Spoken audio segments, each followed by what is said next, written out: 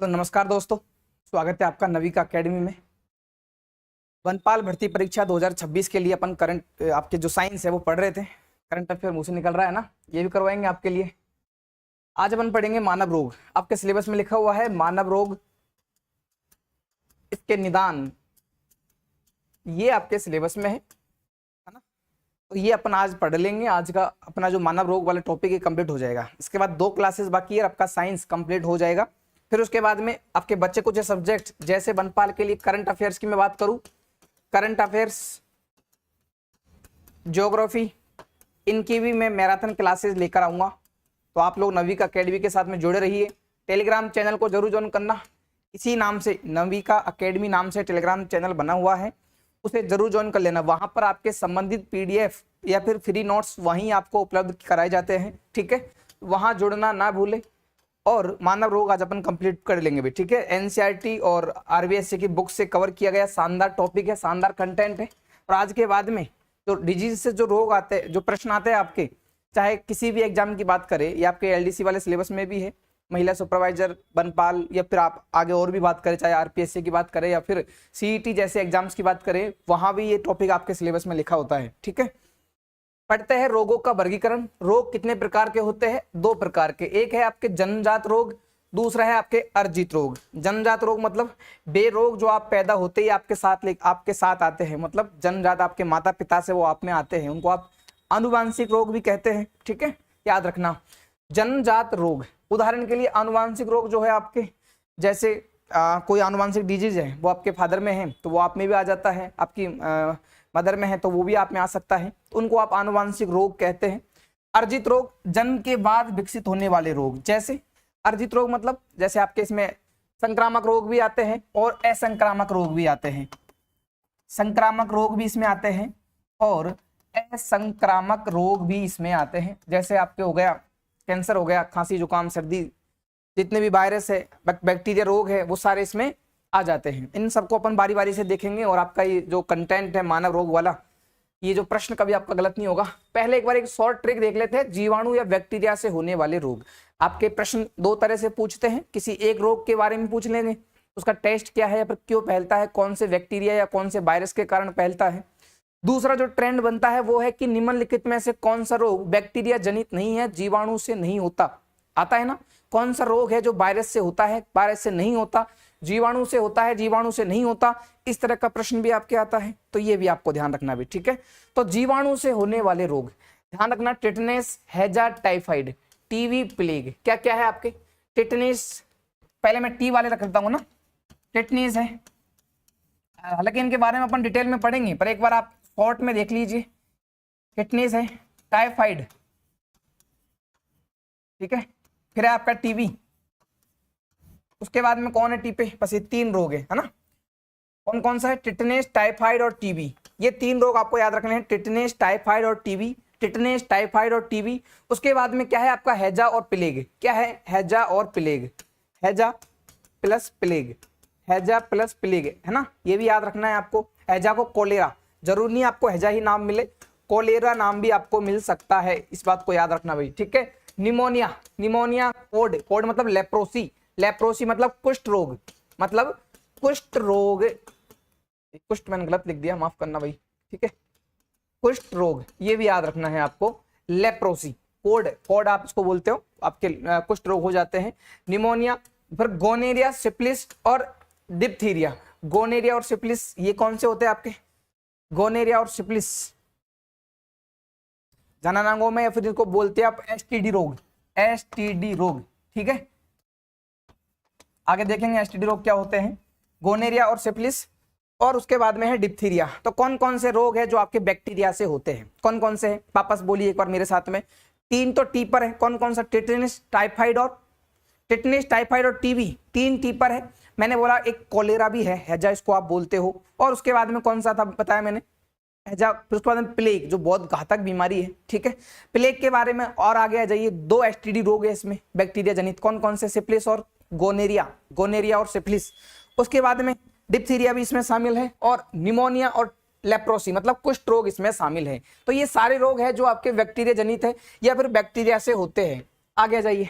अब विषाणु जनित रोग या विषाणु से होने वाले रोग, या विषाणु से फैलने वाले रोग। विषाणु जनित रोग कौन कौन से हैं? पहला है चेचक और दूसरा कौन सा है? चेचक आपको साथ याद रखना है और दूसरा है छोटी माता। ये दोनों साथ याद रखने हैं, चेचक प्लस छोटी माता, छोटी माता और बड़ी माता। ठीक है, चेचक को मतलब बड़ी माता बोलते हैं। ये दोनों आपको याद रखने हैं, छोटी माता और बड़ी माता। चेचक बड़ी माता स्मॉल पॉक्स, छोटी माता है चिकन पॉक्स। क्या बोलते हैं इसको आप? Chicken pox. ये दो नाम तो ये हो गए, भूलना नहीं है। विषाणु से होते हैं, वायरस जनित रोग है। कौन कौन सा? चेचक है और छोटी माता और बड़ी माता। चेचक को स्मॉल पॉक्स बोलते हैं, स्मॉल पॉक्स याद रखना नाम है ना। और चिकन पॉक्स मतलब छोटी माता, कंफ्यूज नहीं होना इनमें। फिर है खसरा मिसल्स, फिर है रेबीज, पोलियो, एड्स, हर्पिस रोग। ये हर्पिस रोग भी याद रखना, हालांकि इसको पूछेंगे नहीं, बाकी एड्स, पोलियो, रेबीज, खसरा आपको याद रखना है।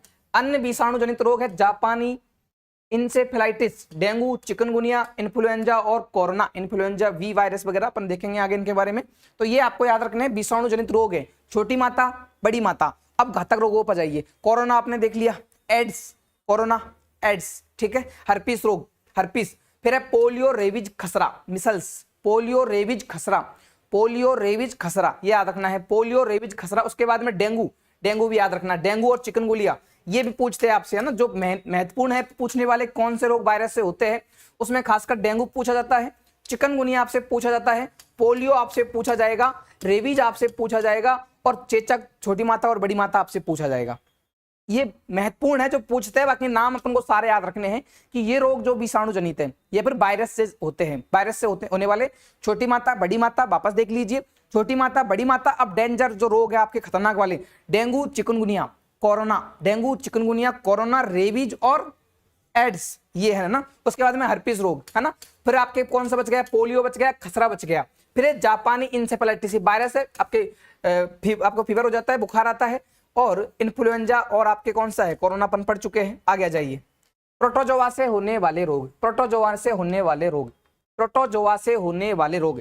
इसका मैं एक ट्रिक बता देता हूं आपको। पापा नींद में सोते हैं, पापा नींद में सोते हैं, ये प्रोटोजोआ से होने वाले रोग है।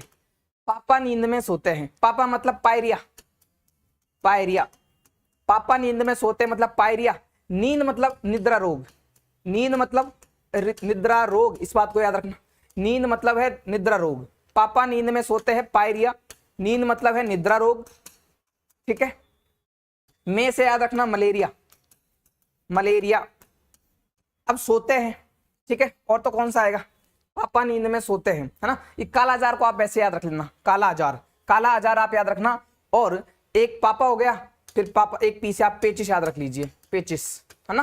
पापा नींद में सोते हैं, नींद से निद्रा रोग हो जाएगा, पा से पायरिया हो जाएगा, में से मलेरिया हो जाएगा। उसके बाद में दो रोग याद रखना है आपको, काला अजार और पेचिस, काला अजार और पेचिस। ये 5 रोग है जो आपके प्रोटोजोआ से होते हैं। कौन कौन से हैं? पापा नींद में सोते हैं, पायरिया, एक पी से पेचिस। नींद में सोते हैं, नींद मतलब निद्रा रोग, और में मतलब मलेरिया। फिर आपको पेचिस और काला अजार और याद रखना है, ठीक है। तो ये 5 रोग है जो आपके प्रोटोजोआ से फैलते हैं। संक्रमण के माध्यम से होने वाले रोग, शुरुआत में अपन ने देखा था रोग 2 प्रकार के होते हैं। कौन कौन 2 प्रकार हैं? एक तो है जन्मजात रोग, एक जो आपके जन्म के बाद में विकसित होते हैं, ठीक है। तो जन्म के बाद में भी जो विकसित होते हैं वो आपके संक्रामक या असंक्रामक रोग होते हैं, ठीक है। अब देखते हैं संक्रमण से होने वाले संक्रामक रोग। संक्रमण का माध्यम क्या क्या हो सकता है, इस बात पे ध्यान रखना। संक्रमण का माध्यम हो सकता है, एक है आपके कि आप मिट्टी में खेलते हो, मिट्टी में आपके बच्चे खेलते हो, उनमें रोग आ गया, आपको कुत्ते आपको मतलब चोट लगी लोहे से और आपके घाव हो गया, और आप मिट्टी में खेलते हो, मिट्टी लग गई आपके, तो आपके मिट्टी से जो वायरस फैलेगा उसको आप क्या बोलोगे? मिट्टी से जो आपके रोग आएगा उस रोग को आप क्या बोलोगे? टिटनेस हो जाएगा आपके, क्योंकि मिट्टी से फैलता है। तो मिट्टी से होने वाले रोग या संक्रमण का माध्यम होती है आपके हवा या खाना, झूठा खाना खाते हैं, किसी और के रोग हो रखा है वो आप में आ सकता है। पानी ऐसा पीते हो आप कि वो एक दूसरे से फैल सकता है, पानी में से रोग फैलते हैं। तो संक्रमण का माध्यम क्या क्या हो सकता है? मक्खी, आपके घरों में बहुत सारी मक्खियां होती है, तो मक्खियों से भी रोग होते हैं। मक्खी, संक्रमित भोजन या पानी से रोग होता है, हवा से भी आपके रोग फैलता है, और मिट्टी। ये माध्यम है जो संक्रामक रोगों के वाहक है, संक्रामक रोग करने के जिम्मेदार है। क्या क्या है आपके वाहक या माध्यम? मिट्टी, हवा, संक्रमित भोजन और मक्खी। अब एक एक करके देखते हैं कि मिट्टी से कौन सा रोग हो सकता है। ध्यान से रखना, मिट्टी से आपके टिटनेस हो सकता है, इस बात को याद रखना है। अब बात करें हवा की, तो हवा से आपके छोटी माता, बड़ी माता और काली खांसी, छोटी माता, बड़ी माता और काली खांसी। अब छोटी माता को तो आप चिकन पॉक्स बोलते हो, लेकिन बड़ी माता मतलब चेचक, और है आपके काली खांसी। काली खांसी आपको याद रखना है, पर्ट्यूटस। फिर है आपके संक्रमित भोजन या पानी से फैलने वाले रोग। संक्रमित भोजन या पानी से सबसे फेवरेट नाम आता है हैजा और टाइफाइड। हैजा और टाइफाइड रोग भोजन और पानी से, संक्रमित भोजन और पानी से फैलता है। फिर है हेपेटाइटिस ए, हेपेटाइटिस ई। अच्छा, हेपेटाइटिस रोग के बारे में जो 5 प्रकार है अपन आगे देखेंगे, लेकिन याद रखना हेपेटाइटिस ए और ई ये संक्रमित भोजन और पानी से फैलते हैं, है ना। हेपेटाइटिस ए और ई, ए और ई ये याद रखना, ये संक्रमण से फैलते हैं, संक्रमित भोजन या पानी से, संक्रमित भोजन या पानी से फैलने वाले रोग है आपके, ये याद रखना भाई, ठीक है।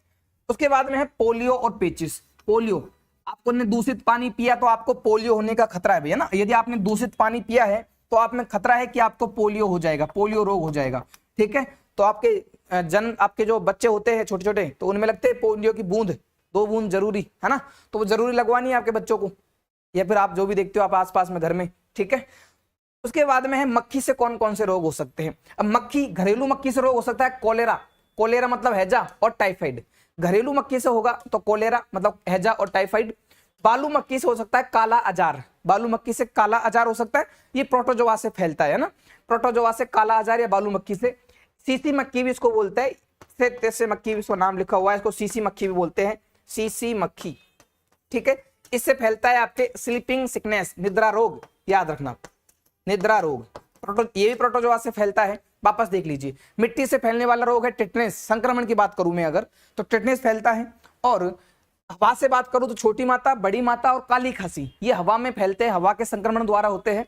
संक्रमित भोजन और पानी से, ये बहुत महत्वपूर्ण है, संक्रमित भोजन और पानी से। ये प्रश्न भी आपसे पूछा जा सकता है कि निम्नलिखित में से कौन से रोग संक्रमित भोजन या पानी से नहीं फैलते हैं या फैलते हैं, ठीक है। तो हेपेटाइटिस ए और ई आपको एक साथ याद रखना है, हेपेटाइटिस ए और ई ये आपको याद रखना है। उसके बाद में पोलियो पेचिस, पोलियो पेचिस और हैजा और टाइफाइड, पोलियो पेचिस, हैजा और टाइफाइड, है ना, ये याद रखना है। अब बात करें मक्खी से कौन कौन से रोग फैलते हैं। घरेलू मक्खी यदि है तो आपको हैजा और टाइफाइड हो सकता है, हैजा और टाइफाइड, हैजा मतलब कोलेरा। बालू मक्खी से आपके रोग कौन सा हो सकता है, काला अजार, बालू मक्खी से काला अजार। और सीसी मक्खी से निद्रा रोग आपको हो सकता है, सीसी मक्खी से निद्रा रोग आपको हो सकता है, इस बात को याद रखना, ठीक है। ये स्लाइड याद रखनी है भाई, यहां से प्रश्न बनेगा आपके। अब है अन्य महत्वपूर्ण विवरण, कौन कौन से रोग है। सेक्सुअल कॉन्टैक्ट से होने वाले रोग, सेक्सुअल कॉन्टैक्ट से कौन कौन से रोग हो सकते हैं ये आपको याद रखना है, ये भी प्रश्न आता है। एड्स, ये फेवरेट नाम आप लोगों को याद होता है एड्स का नाम, ठीक है, तो एड्स याद रखना, ठीक है। उसके बाद में क्या है आपके गोनेरिया, अभी देखा था थोड़ी देर पहले, गोनेरिया, गोनेरिया, एड्स। उसके बाद में है सिफिलिस, सिफिलिस, है ना, ये भी याद रखना है आपको। उसके बाद में क्या है, ये है आपके ट्रिकोमोनाइसिस, ये भी याद रखना है। गोनेरिया और सिफिलिस कौन से रोग होते हैं आपके। एड्स तो आपके वायरस से फैलता है, वायरस मतलब विषाणु से फैलता है, लेकिन गोनेरिया और सिफिलिस आपके बैक्टीरिया मतलब जीवाणु से फैलता है, ठीक है। तो ये आपको याद रखना है। आगे जाइए। अब छूने एवं दूषित भोजन जल से, अब दूषित भोजन और जल से आपने देख लिए, लेकिन टच से, छूने से कौन कौन से रोग हो सकते हैं कि एक व्यक्ति में कोई रोग हो रखा है, मेरे में कोई रोग है और आपको यदि मैं टच करूंगा तो वह रोग आप में भी आ जाएगा, आपको भी होने की संभावना है। ऐसे कौन कौन से रोग है जो बाई टच फैलते हैं, छूने से फैलते हैं। बड़ी माता, ठीक है, छोटी माता और कुष्ठ रोग या लेप्रोसी, आगे भी देख चुके थे शुरुआत में अपन, छूने से होने वाले रोग, है ना, यहां देखा था अपन ने। मिट्टी से मतलब बाई टच, बड़ी माता, छोटी माता और कुष्ठ रोग ये छूने से फैलते हैं भैया ना। और संक्रमित भोजन और पानी से अपन ये देख चुके हैं आगे, इनको याद रखना भाई। अब असंक्रामक रोग, वे रोग जो फैलते नहीं है, मेरे में है तो मेरे पास वाले में नहीं आएंगे। ऐसे कौन कौन से रोग है जो असंक्रामक है, संक्रमण से नहीं फैलते, है ना।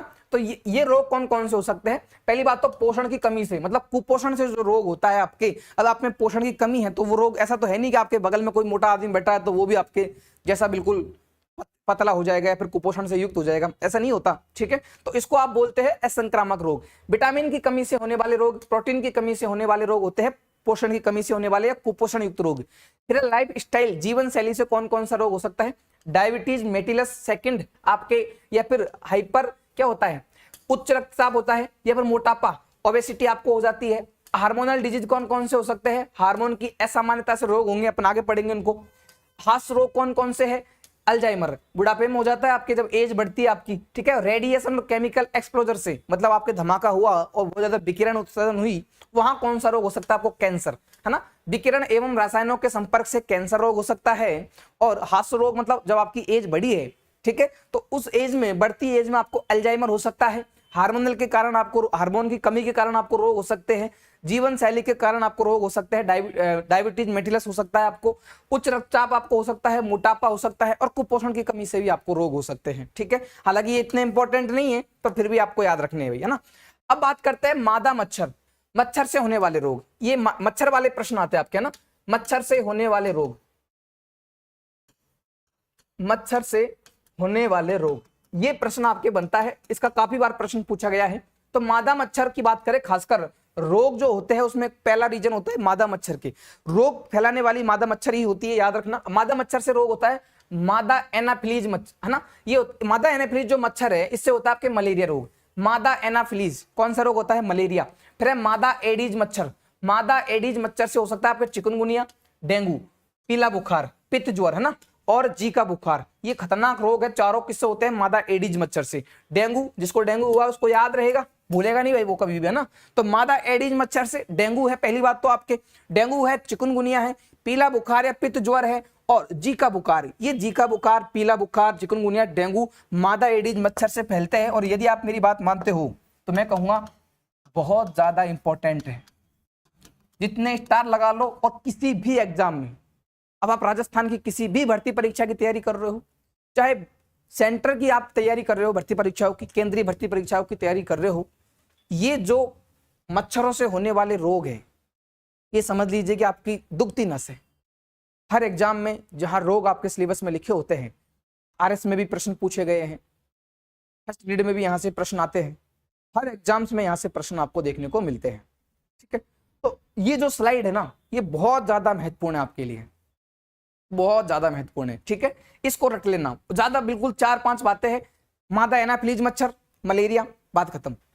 मादा क्यूलेक्स मच्छर, जापान एनिस्फिलाइटिस, हाथी पाव रोग। हाथी पाव रोग को क्या बोलते हो आप? फाइलेरिया, ठीक है। आगे पढ़ेंगे इनके बारे में डिटेल में, ऐसा नहीं है कि अपन सिर्फ एक एक लाइन पढ़ने वाले हैं इनके बारे में और डिटेल पढ़ेंगे। फाइलेरिया, हाथी पाव रोग, है ना। जापान एनसेफेलाइटिस, ये जो बुखार होता है मादा क्यूलेक्स मच्छर से फैलता है, इसको अपन आगे देखेंगे। मादा एडीज मच्छर से डेंगू, चिकनगुनिया, डेंगू, चिकनगुनिया, पीला बुखार और जीका बुखार, याद रखना भाई, बहुत इंपॉर्टेंट स्लाइड है, प्रश्न आएगा आपके यहां से। 3 मच्छर देखे हैं, मादा एनाफिलीज, मादा एडीज और मादा क्यूलेक्स। सबसे महत्वपूर्ण है मादा एडीज। मादा एडीज डेंगू, पीला बुखार, जीका बुखार, चिकनगुनिया। मलेरिया आपको याद हो जाएगा, मादा एनाफिलीज, ठीक है। क्यूलेक्स मच्छर, मादा क्यूलेक्स मच्छर से कौन कौन सा रोग हो जाएगा, याद रखना है। जापान एनसेफेलाइटिस, और एक और रोग है आपके, क्या नाम है उसका? हाथी पाव रोग या फाइलेरिया, ठीक है। याद रखना भाई स्लाइड को, ये स्लाइड बहुत महत्वपूर्ण होने वाली है आपकी परीक्षाओं के लिए। एक कार्यक्रम चल रहा है आपका सार्वत्रिक टीकाकरण कार्यक्रम, यूआईपी उसको आप बोलते हो। अब आपके सिलेबस में निदान भी लिखा हुआ है, निदान, रोग और उनके निदान, तो वहां ये आपके पूछा जा सकता है। मिशन इंद्रधनुष योजना चलाई गई, उसमें यह था, भारत सरकार द्वारा इस योजना में कहा गया कि जो घातक डिजीज है, जिनकी अपन वैक्सीन लगाएंगे, ठीक है, तो उनको इस कार्यक्रम के तहत शुरू किया गया। यूआईपी सार्वत्रिक टीकाकरण कार्यक्रम, मिशन इंद्रधनुष योजना के तहत ये कार्यक्रम चलाया गया। इसमें कुछ टीके लगाए गए जानलेवा बीमारियों के लिए, बच्चों में जानलेवा बीमारी से बचाने के लिए ये वैक्सीन लगाई गई या टीके लगाए गए। आप लोगों ने इसके नाम सुने हुए भैया ना। पहले इसमें 7 बीमारियां थी, बाद में 5 और ऐड कर दी गई। मिशन इंद्रधनुष में 7 बीमारी कौन कौन सी है? खसरा या मिसल्स, काली खांसी, इसको आप परट्यूटिस बोलते हो, ठीक है। डिप्थीरिया, पोलियो, आपने सिर्फ पोलियो का नाम सुना है कि हमें तो सिर्फ पोलियो की वैक्सीन लगती है। टेटनस, टीबी, तपेदिक 6 रोग, हेपेटाइटिस बी। उसके बाद में क्या है? बाद में 5 अन्य बीमारियां शामिल कर दी गई। रोटा वायरस, जापान एनसेफेलाइटिस, क्या है? रूबेला वायरस, निमोनिया, मेनिंजाइटिस, है ना, ये याद रखना है, मेनिंजाइटिस। तो 5 बीमारी कौन कौन सी ऐड कर दी गई बाद में? Rota virus, meningitis, pneumonia, rubella और जापान एनसेफेलाइटिस। पहले 7 बीमारियां कौन कौन सी है, 7 के नाम याद रखने हैं। 7 बीमारियां कौन कौन सी है, आपको कौन कौन सा नाम याद रखना है? टीबी, ठीक है। उसके बाद में था टिटनेस, टीबी टेटनेस, ये दो नाम तो टी से है, याद रखना है। फिर है मिसल्स, मिसल्स मिसल्स मतलब खसरा, काली खांसी परट्यूटस, डिप्थीरिया। फिर आपका पोलियो, हेपेटाइटिस बी, पोलियो और हेपेटाइटिस बी, हेपेटाइटिस बी याद रखना भैया ना, ये भी आपके पूछा जाता है। हेपेटाइटिस बी याद रखना, सार्वत्रिक टीकाकरण कार्यक्रम जो है मिशन इंद्रधनुष योजना उसमें शामिल किया गया। तो सातों के नाम याद रखने हैं, खसरा, काली खांसी, खसरा, मिसल्स, काली खांसी, परट्यूटस, और फिर क्या है, टेटनेस है, टीबी है, पोलियो है। उसके बाद में क्या है, डिप्थीरिया, हेपेटाइटिस बी, डिप्थीरिया और हेपेटाइटिस बी। और 5 अन्य बाद में शामिल कर दी गई, rota virus, Japan encephalitis, rota virus, Japan encephalitis, pneumonia, rubella, meningitis, pneumonia, rubella virus और मेनिंजाइटिस। ये नाम याद रखने हैं आपको। अब इसमें एक बात याद रखना, मेनिंजाइटिस में निमोनिया बीमारी हीमोफिलस इन्फ्लुएंजा बी के कारण फैलती है। मतलब दो बातें मैंने बताई यहाँ पे, एक है आपका निमोनिया, निमोनिया रोग, और दूसरा कौन सा रोग है, मेनिंजाइटिस, मेनिंजाइटिस। ये क्यों होती है, ये होती है हीमोफिलस इन्फ्लुएंजा बी के कारण, हीमोफिलस इन्फ्लुएंजा बी के कारण ये दोनों रोग फैलते हैं, है ना। और ये प्रश्न आएगा, आरपीएससी ने पूछ लिया है इसको, हीमोफिलस इन्फ्लुएंजा बी के कारण निम्नलिखित में से कौन सा रोग फैलता है, कौन सा, निमोनिया भी होता है और मेनिंजाइटिस भी होता है, निमोनिया और मेनिंजाइटिस। ये नोट जो है ना बहुत इंपॉर्टेंट नोट है भैया ना, याद रखना है इसको, निमोनिया और मेनिंजाइटिस। आगे आ जाइए, अब है एक एक इनके बारे में पढ़ेंगे अपन। अभी तक अपन ने थ्योरी पढ़ी है, अब एक एक देखेंगे। पहली बात तो शुरू में है जीवाणु से होने वाले रोग, कौन कौन से रोग है जो जीवाणु से होते हैं, जीवाणु द्वारा फैलते हैं, ठीक है, जीवाणु से होने वाले रोग। फिर अपन वायरस से होने वाले रोगों को भी पढ़ेंगे, तो एक साथ देखेंगे इनको, ठीक है। जीवाणु से होने वाले रोग याद रखना है, यहां से प्रश्न जरूर आएगा स्लाइड से। और ये जो रोग पढ़ रहे हैं अपन, ये राजस्थान की प्रत्येक परीक्षाओं में पूछे जाएंगे, है ना।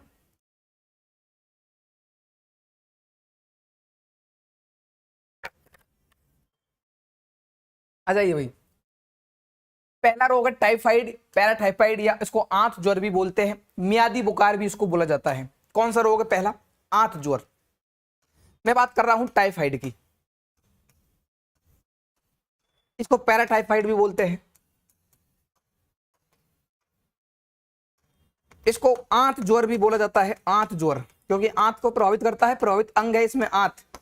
इसको मियादी बुखार भी बोलते हैं। अब मियादी नाम आपने गांव में सुना होगा, ठीक है, सिटी में तो नहीं सुना होगा पर गांव में सुना होगा, मियादी बुखार। मियादी बुखार डायरेक्ट नहीं आएगा, पूछा जाएगा कि टाइफाइड को मियादी बुखार भी कहते हैं, तो आपको याद रखना है कि कहते हैं कि नहीं कहते, या किस रोग को मियादी बुखार या आंत ज्वर कहते हैं, टाइफाइड या पैराटाइफाइड को, ठीक है। इसके बाद में दूसरी बात है, छोटी आंत को प्रभावित करता है, ये प्रभावित अंग है, किसे प्रभावित करता है, छोटी आंत को ये रोग प्रभावित करता है, ठीक है।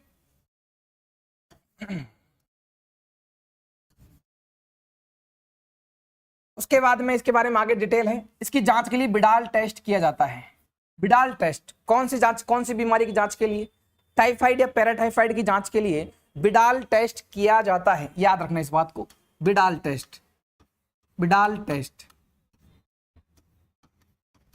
ये काम की बात है, ठीक है। दूषित पानी या भोजन से फैलता है, उल्टी दस्त बुखार इसमें हो जाते हैं। इसके बचाव के लिए टैब वैक्सीन दी जाती है, आगे पढ़ेंगे टैब वैक्सीन क्या है, पर याद रखना टैब वैक्सीन टाइफाइड के लिए है, टाइफाइड और पैराटाइफाइड के लिए टैब वैक्सीन दी जाती है। अब क्यों फैलता है, कौन सा रोग वाहक है, कौन सा बैक्टीरिया है जिसके कारण फैलता है, वो है आपके साल्मोनेला टाइफी, साल्मोनेला टाइफी। और पैराटाइफाइड हेतु क्या है आपके, salmonella paratyphi A and B, ये याद रखना भैया ना। टाइफाइड फैलता है साल्मोनेला टाइफी के कारण, साल्मोनेला टाइफी के कारण टाइफाइड फैलता है। मैं लिख देता हूं यहां पे, साल्मोनेला टाइफी, इसके कारण फैलता है आपके टाइफाइड। बात करूं पैराटाइफाइड की, हालांकि पैराटाइफाइड पूछेंगे नहीं, तो पैराटाइफाइड फैलता है, क्या है, salmonella paratyphi, salmonella paratyphi A and B के कारण। ये दो बातें समझनी है। पहला बीमारी अपने देखी है टाइफाइड, टाइफाइड पैराटाइफाइड भी सेम बीमारी है।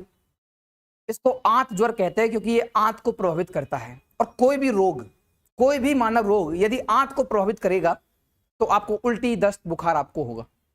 ये पूरे रोग में आपको इस लाइन को याद रखना है कि कोई भी रोग जो आपकी आंत को प्रभावित करेगा उसमें उल्टी, दस्त, बुखार आपको होगा। इस बात को याद रखना, जो भी रोग आंत को प्रभावित करेगा। अगली बात ये कि जो रोग, ये जो टाइफाइड रोग है, अब इसकी जांच करनी है। कैसे पता चलेगा हमको कि भाई ये टाइफाइड है आपको या फिर कुछ और है? फिर आपको याद रखना है भाई बिडाल टेस्ट करवा लीजिए, क्योंकि यदि आप बिडाल टेस्ट करवाते हो तो आपको इस रोग का पता चल जाएगा। बिडाल टेस्ट आपको याद रखना है, ठीक है। अब बता दीजिए कि फैला क्यों है, कौन से वायरस के कारण फैला है? तो वायरस का नाम याद रखना है साल्मोनेला टाइफी। साल्मोनेला टाइफी के कारण टाइफाइड रोग फैलता है। इसको कभी मत भूलना, साल्मोनेला टाइफी हर एग्जाम में काम आएगा आपके, ठीक है। आगे चलिए, अगला रोग है कोलेरा या हैजा। हैजा या कोलेरा याद रखना है, आता है परीक्षा में। यह भी आंत को प्रभावित करता है। हैजा या कोलेरा आंत को प्रभावित करता है। लक्षण क्या है? अब यदि आंत को प्रभावित करेगा, वो छोटी आंत को प्रभावित कर रहा था, ये आंत को प्रभावित कर रहा है। छोटी आंत बड़ी आंतों को प्रभावित करता है। जो भी रोग आंत को प्रभावित करेगा, उल्टी होगी, दस्त होंगे, उसको बुखार भी आएगा। याद रखना, ये लिखा हुआ है मैंने। कोई भी रोग जो आंत को प्रभावित करता है उसमें अमूमन उल्टी, दस्त हो ही जाते हैं। इसलिए ORS दिया जाता है। ORS का घोल आपने भी पिया होगा, याद रखना। अब ये क्यों फैलता है? विब्रियो कोलेरी के कारण। विब्रियो कोलेरी के कारण फैलता है कोलेरा हैजा। रोग वाहक जरूर याद रखना, क्या है इसका रोग वाहक? Vibrio cholerae. कोलेरा रोग का है विब्रियो कोलेरी। अब यदि आप इंग्लिश नाम याद रखते हो, आपने याद रख लिया हैजा, हैजा। अब सामने मिलान में पूछ लिया आपसे विब्रियो कोलेरी, तो यदि आपने इंग्लिश और हिंदी नाम दोनों याद रख लिए कि हैजा को कोलेरा भी बोलते हैं, तो आप ऐसे आंख बंद करके तुक्का मार दोगे कि विब्रियो कोलेरी। काम आपका काम तमाम हो जाएगा, प्रश्न का काम तमाम हो जाएगा। तो दोनों नाम याद रखने हैं रोग के, इंग्लिश और हिंदी, ठीक है। क्योंकि यदि आपको टाइफाइड, तो आप देखोगे कि जो रोग वाहक है वो है साल्मोनेला टाइफी, ठीक है। ठीक ऐसे ही विब्रियो कोलेरी हैजा के लिए है, ये भी आंत को प्रभावित करता है। अब निमोनिया। निमोनिया आपके लंग्स को प्रभावित करता है, फेफड़ों को प्रभावित करता है। निमोनिया आपके फेफड़ों को प्रभावित करेगा, इस बात को याद रखना। और निमोनिया इंपॉर्टेंट रोग भी है, पूछा जाता है आपके परीक्षाओं में। इनके लक्षण है सांस लेने में परेशानी आती है। अब जब फेफड़ों को प्रभावित करेगा, लंग्स को प्रभावित करेगा, तो हमारी सांस लेने की तो यही हमारी आधार है, यही जड़ें हैं। तो सांस लेने में समस्या आएगी, ब्रीथिंग में समस्या आएगी। अब क्यों फैलता है, कारण क्या है? आपके कौन सा वायरस है? वो है डिप्लोकोकस न्यूमोनी। डिप्लोकोकस न्यूमोनी के कारण फैलता है आपके निमोनिया, डिप्लोकोकस न्यूमोनी। 3 रोग अपन ने देखे हैं, 3 रोग देखे हैं। तीनों के नाम क्या क्या है याद रखना।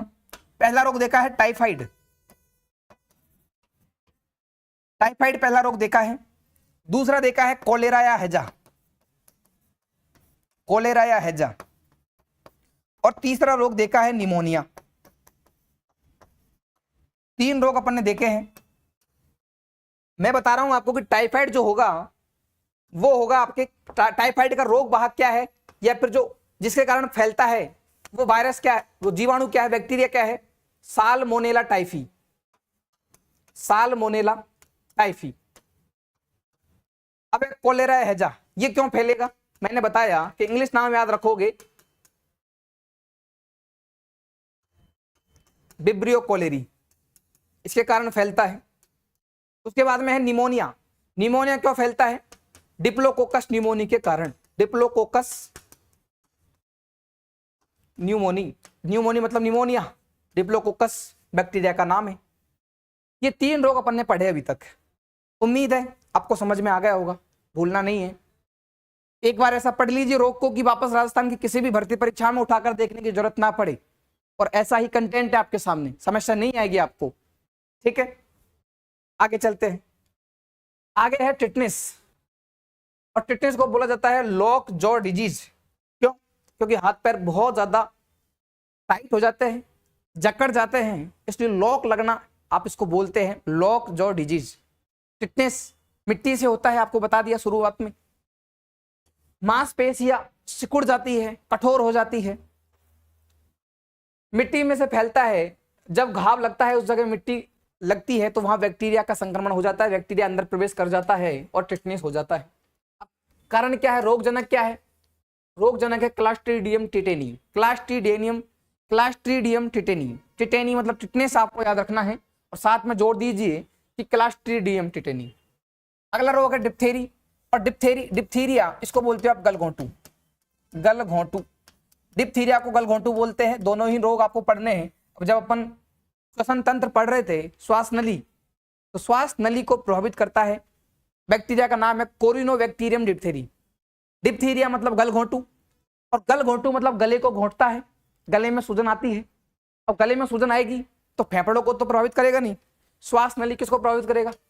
श्वास नली को प्रभावित करेगा। और श्वास नली को प्रभावित करेगा तो क्या होता है, एक अंदर झिल्ली बन जाती है जिससे गले की चौड़ाई कम हो जाती है, आपकी जो सांस लेने में दिक्कत आती है, क्योंकि ये आपका इसमें सूजन आती है, दर्द होता है यहाँ पे। इसकी जांच के लिए सिक टेस्ट किया जाता है। डिप्थीरिया की जांच के लिए सिक टेस्ट किया जाता है। इससे पहले एक और जांच पड़ी थी, बिडाल टेस्ट। टाइफाइड की जांच के लिए बिडाल टेस्ट किया जाता है। ठीक है, यहां सिक टेस्ट याद रखना, टाइफाइड की जांच के लिए सिक टेस्ट किया जाता है। कारण है कोरिनोबैक्टीरियम डिप्थेरी। कोरिनोबैक्टीरियम डिप्थेरी के कारण ये आपको गलघोंटू रोग या डिप्थीरिया रोग होता है भाई, कोरिनोबैक्टीरियम डिप्थेरी के कारण। इस बात को याद रखना। ठीक है, उसके बाद में है अगला रोग है परट्यूटस या काली खांसी, इसको कुकर खांसी भी बोलते हैं। वूपिंग कफ, माफ करना किस बोल दिया मैंने ना, आप लोगों को तो खुशी हो रही होगी। वूपिंग कफ, इसको काली खांसी बोलते हो, इसी को कुकर खांसी बोलते हो। और इंग्लिश नाम मत भूलना, परट्यूटस, इसको जरूर याद रखना है, परट्यूटस। इंग्लिश नाम जरूर याद रखना, काली खांसी, वूपिंग कफ। खांसते हैं तो वुप वुप इस तरह की आवाज निकलती है, ये रोग है आपके परट्यूटस या काली खांसी। ठीक है, कुकर खांसी आपने गांवों में नाम सुना होगा। ये भी आपको श्वसन मार्ग को प्रभावित करेगा। जब आप खांसने में समस्या आ रही है तो सीधी सी बात है श्वसन मार्ग भी दिक्कत करता है। 100 या उससे भी ज्यादा दिनों तक यदि खांसी चलती है तो आप वो रूप ले लेती है काली खांसी का। साधारण खांसी होती है 2-5 दिन में रुक जाती है, यदि 100 दिन तक या उससे अधिक दिन तक खांसी हो जाती है आपके, तो कुकर खांसी, परट्यूटस रोग हो जाता है। वुप जैसी, उफ जैसी आवाज निकलती है आपके, याद रखना इसको सॉर्डेज कफ भी बोलते हैं। इसका कारण क्या है? इसका कारण है बोर्डेटेला परट्यूटस। बोर्डेटेला परट्यूटस। 3 रोग फिर देखे हैं। पहला रोग है टिटनेस। टिटनेस अपन ने देखा है। दूसरा देखा है गलघोंटू या डिप्थीरिया। गलघोंटू या डिप्थीरिया मैंने बताया, इंग्लिश नाम आपको जरूर याद रखने हैं। और तीसरा रोग मैंने आपको बताया है काली खांसी या परट्यूटस। फेमस नाम है काली खांसी, इसी को वूपिंग कफ बोलते हैं, या परट्यूटस। ये 3 रोग अपन ने देखे हैं। इन तीनों के क्या याद रखने हैं आपको? रोग वाहक या पैथोगोन। टिटनेस फैलता है क्लास्ट्रीडियम टिटेनी के कारण।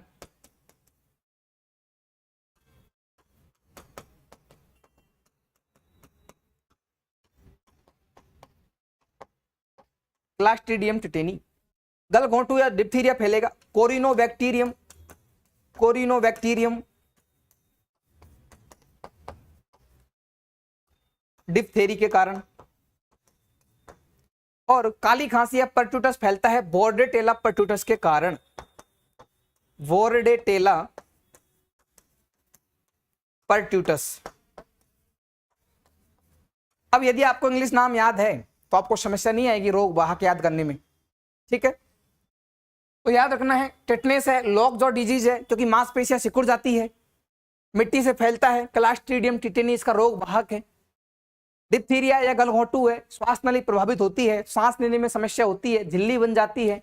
इसकी जांच के लिए सिक टेस्ट किया जाता है। अभी तक 2 टेस्ट पड़े हैं। बिडाल टेस्ट किसके लिए है? टाइफाइड के लिए बिडाल टेस्ट है, और सिक टेस्ट है आपके गलघोंटू या डिप्थीरिया के लिए कोरिनोबैक्टीरियम डिप्थेरी, इसमें रोग वाहक है।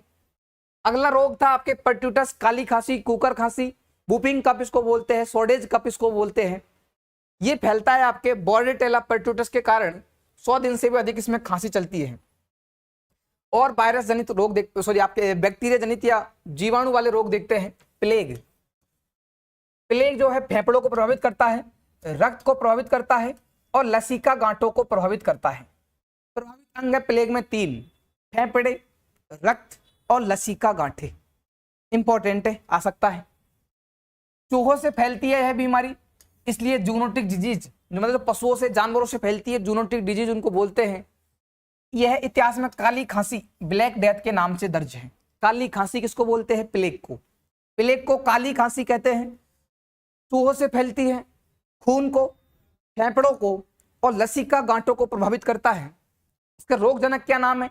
पास्चुरेला पेस्टिस या यर्सीनिया पेस्टिस। ये रोगजनक है। पास्चुरिया पेस्टिस या यर्सीनिया पेस्टिस किसके रोगजनक है, किसके रोग वाहक है, किसके बैक्टीरिया है, किस रोग को फैलाते हैं? प्लेग को फैलाते हैं, चूहों से फैलता है, काली खांसी उसको बोलते हैं। अगला है सिफिलिस। सिफिलिस एसटीडी है, यौन संचित रोग है। मैंने पहले ही बताया आपको, यौन संचित रोग है आपके सिफिलिस और गोनेरिया। सिफिलिस जो है सेक्सुअल कॉन्टैक्ट से फैलता है। सबसे पहले सेक्स ऑर्गन, जनानांग जैसे योनि, सिसन, गुदा, मुंह में फैलता है। इलाज न मिलने पर हार्ट और ब्रेन को प्रभावित करता है। एसटीडी रोग है। एसटीडी मतलब सेक्सुअल कॉन्टैक्ट से फैलने वाले रोग। क्या नाम है? सिफिलिस। पहले जनानांगों पर होता है। अब यदि आपने इसका समय पर इलाज नहीं करवाया तो आपके ब्रेन व हार्ट को भी प्रभावित करता है। क्या नाम है रोग का? सिफिलिस। कारण क्या है बैक्टीरिया का? Treponema pallidum. बैक्टीरिया का नाम जरूर याद रखना है, ट्रेपोनेमा पैलिडम। ट्रेपोनेमा पैलिडम याद रखना। किस रोग के कारण, किस रोग का रोग वाहक है? सिफिलिस का। इसकी जांच के लिए VDRL टेस्ट किया जाता है, बहुत इंपॉर्टेंट है VDRL टेस्ट। ध्यान रखना, यदि समय पर इलाज नहीं हुआ तो जानलेवा रोग भी है सिफिलिस। ठीक है, सिफिलिस एसटीडी रोग है, VDRL टेस्ट किया जाता है, जननांगों को प्रभावित करता है। इलाज नहीं हुआ तो ब्रेन व हार्ट को प्रभावित करेगा। इसका कारण क्या है? Treponema pallidum. ट्रेपोनेमा पैलिडम याद रखना, Treponema pallidum. Syphilis Treponema pallidum.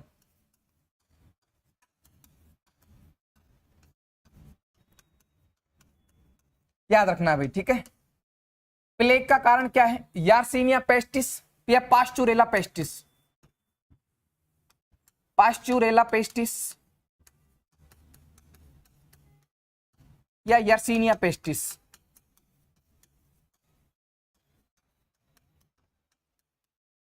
दोनों बातें याद रखनी है।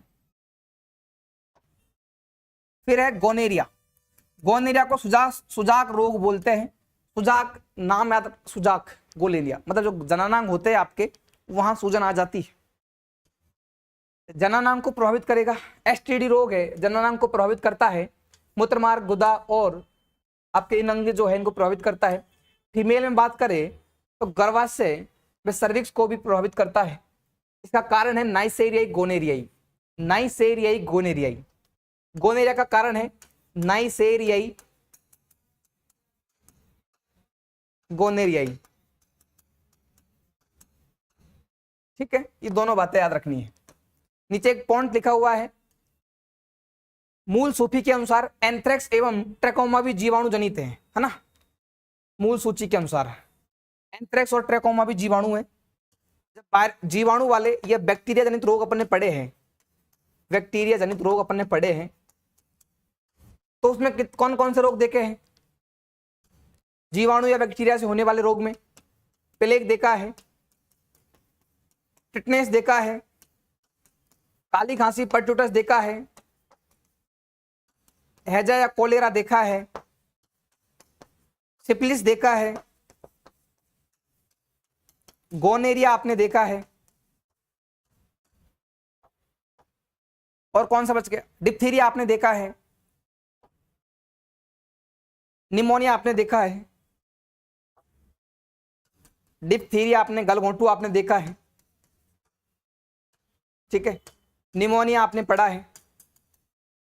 लेकिन ये बोल रहा है कि दो नाम है और याद रखना, ट्रेकोमा और एंथ्रेक्स।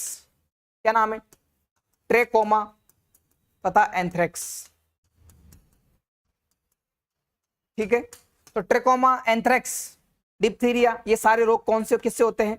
जीवाणु से फैलने वाले रोग है, ट्रेकोमा और एंथ्रेक्स।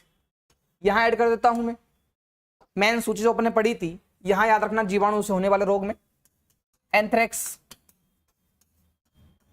और ट्रेकोमा। ट्रेकोमा अपन ने जब आंख पढ़ा था वहां पढ़ लिया, मानव शरीर अपन पढ़ रहे थे कि ट्रेकोमा आंख में होता है, आंख की पलकों पे यहाँ पे घाव हो जाता है आपके, ठीक है।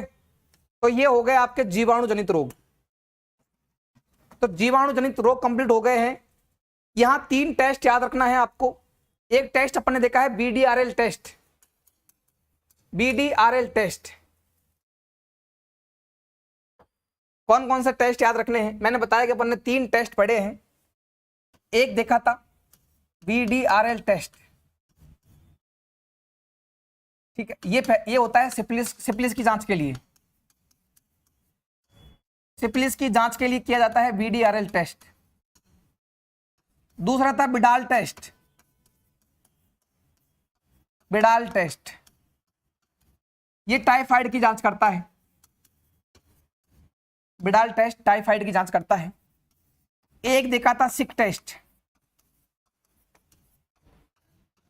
सिक टेस्ट किसकी जांच करता है? डिप्थेरी की। डिप्थेरी है ना, उल्टा ना बोल दूं मैं। सिक टेस्ट आपके डिप्थेरिया गलघोटू की जांच करता है भैया ना, गलघोटू या डिप्थीरिया। ये 3 टेस्ट अपन ने जीवाणु वाले रोगों में पढ़े हैं, तीनों के नाम याद रखना। अब आगे चलते हैं अपन, वायरस से होने वाले रोग। अच्छा एक और बच गया आपके, कुष्ठ रोग, हैंसेन रोग। वायरस से वाले रोग आगे हैं, है ना। 2 रोग और देख लीजिए, लेप्रोसी कुष्ठ रोग, इसको हैंसेन रोग भी बोलते हैं, ये भी आपके परीक्षाओं में आता है। कुष्ठ रोग, लेप्रोसी, हैंसेन, तीनों नाम याद रखना है। कुष्ठ रोग, लेप्रोसी और हैंसेन, तीनों नाम याद रखना है। रोग जनक है Mycobacterium leprae, mycobacterium leprae bacteria के कारण फैलता है लेप्रोसी रोग, ठीक है। स्किन, त्वचा को प्रभावित करता है और नर्वस सिस्टम मतलब तंत्रिका तंत्र को भी प्रभावित करता है। इसके उपचार के लिए MDT दी जाती है, MDT मतलब मल्टी ड्रग थेरेपी आपको दी जाती है, और लेप्रोसी या कुष्ठ रोग का इलाज किया जाता है, हैंसेन रोग का इलाज किया जाता है, ठीक है। MDT ऐसे इलाज को कहते हैं, MDT मतलब मल्टी ड्रग्स ट्रीटमेंट या फिर थेरेपी। इसमें 3 या अधिक एंटीबायोटिक्स आपको दी जाती है। मुख्य रूप से MDT TB व लेप्रोसी में दी जाती है। TB व लेप्रोसी में, TB में अपन देखेंगे 6 रोग, तपेदिक या ट्यूबरकुलोसिस, ठीक है। लेप्रोसी याद रखना, हैंसेन रोग। मैं कहूंगा कि हैंसेन रोग परीक्षा में आने वाला रोग है, काफी बार पूछा गया है हैंसेन रोग के बारे में। हैंसेन रोग, लेप्रोसिस को बोलते हैं, लेप्रोसी याद रखना है। कुष्ठ रोग इसको बोलते हैं, कुष्ठ रोग इसको कहा जाता है। अब आगे देखिए, माइक्रोबैक्टीरियम लेप्रे के कारण, mycobacterium leprae, mycobacterium leprae bacteria के कारण, माइक्रोबैक्टीरियम लेप्रे त्वचा व नर्वस सिस्टम को प्रभावित करता है, इंपॉर्टेंट बात है। इलाज के लिए MDT दी जाती है, MDT दी जाती है इलाज के लिए, मल्टी ड्रग थेरेपी, और ये 2 चीजों में दी जाती है। एक तो है आपके हैंसेन रोग के इलाज के लिए, दूसरा है TB के इलाज के लिए। ये 2 रोग है जहां पर MDT का इस्तेमाल किया जाता है। 3 या उससे अधिक एंटीबायोटिक्स आपको दी जाती है। आगे आ जाइए, आगे है ट्यूबरकुलोसिस, तपेदिक, TB या क्षय रोग। इसका कारण है माइक्रोबैक्टीरियम ट्यूबरकुलोसिस। लेप्रोसी में और क्षय रोग में एक अंतर है, कुष्ठ रोग में और क्षय रोग में एक अंतर है। कुष्ठ रोग या लेप्रोसी में माइक्रोबैक्टीरियम लेप्रे के कारण फैलता है, माइक्रोबैक्टीरियम लेप्रे, जबकि ट्यूबरकुलोसिस, तपेदिक या क्षय रोग माइक्रोबैक्टीरियम ट्यूबरकुलोसिस के कारण फैलता है। तो इंग्लिश नाम याद रखना, क्योंकि माइक्रोबैक्टीरियम आपको याद लगाना है आगे, और ट्यूबरकुलोसिस नाम आ जाएगा, वहां आपको लेप्रोसी नाम कुष्ठ रोग का याद रखना है। माइक्रोबैक्टीरियम आप लगाओगे, लेप्रे आपका हो जाएगा, माइक्रोबैक्टीरियम लेप्रे और माइक्रोबैक्टीरियम ट्यूबरकुलोसिस, ठीक है। प्रभावित अंग की बात करें तो मुख्यतः फेफड़े इसमें प्रभावित होते हैं, लेकिन ब्रेन व हड्डियां भी इसमें प्रभावित हो सकती है। फेफड़ों में सूजन आती है प्यूरिसी के कारण, ठीक है। फेफड़ों में जो सूजन आती है उसको प्यूरिसी कहते हैं। क्षय रोग के कारण फेफड़ों में सूजन आ जाता है, बचाव के लिए टीबी के लिए बीसीजी वैक्सीन लगाई जाती है। आप बचपन से पढ़ते आ रहे हैं बीसीजी का टीका। कौन से रोग के उपचार के लिए बीसीजी के टीके का इलाज का उपयोग किया जाता है? वो है टीबी। टीबी को बोलते हैं क्षय रोग, ट्यूबरक्लोसिस या तपेदिक रोग।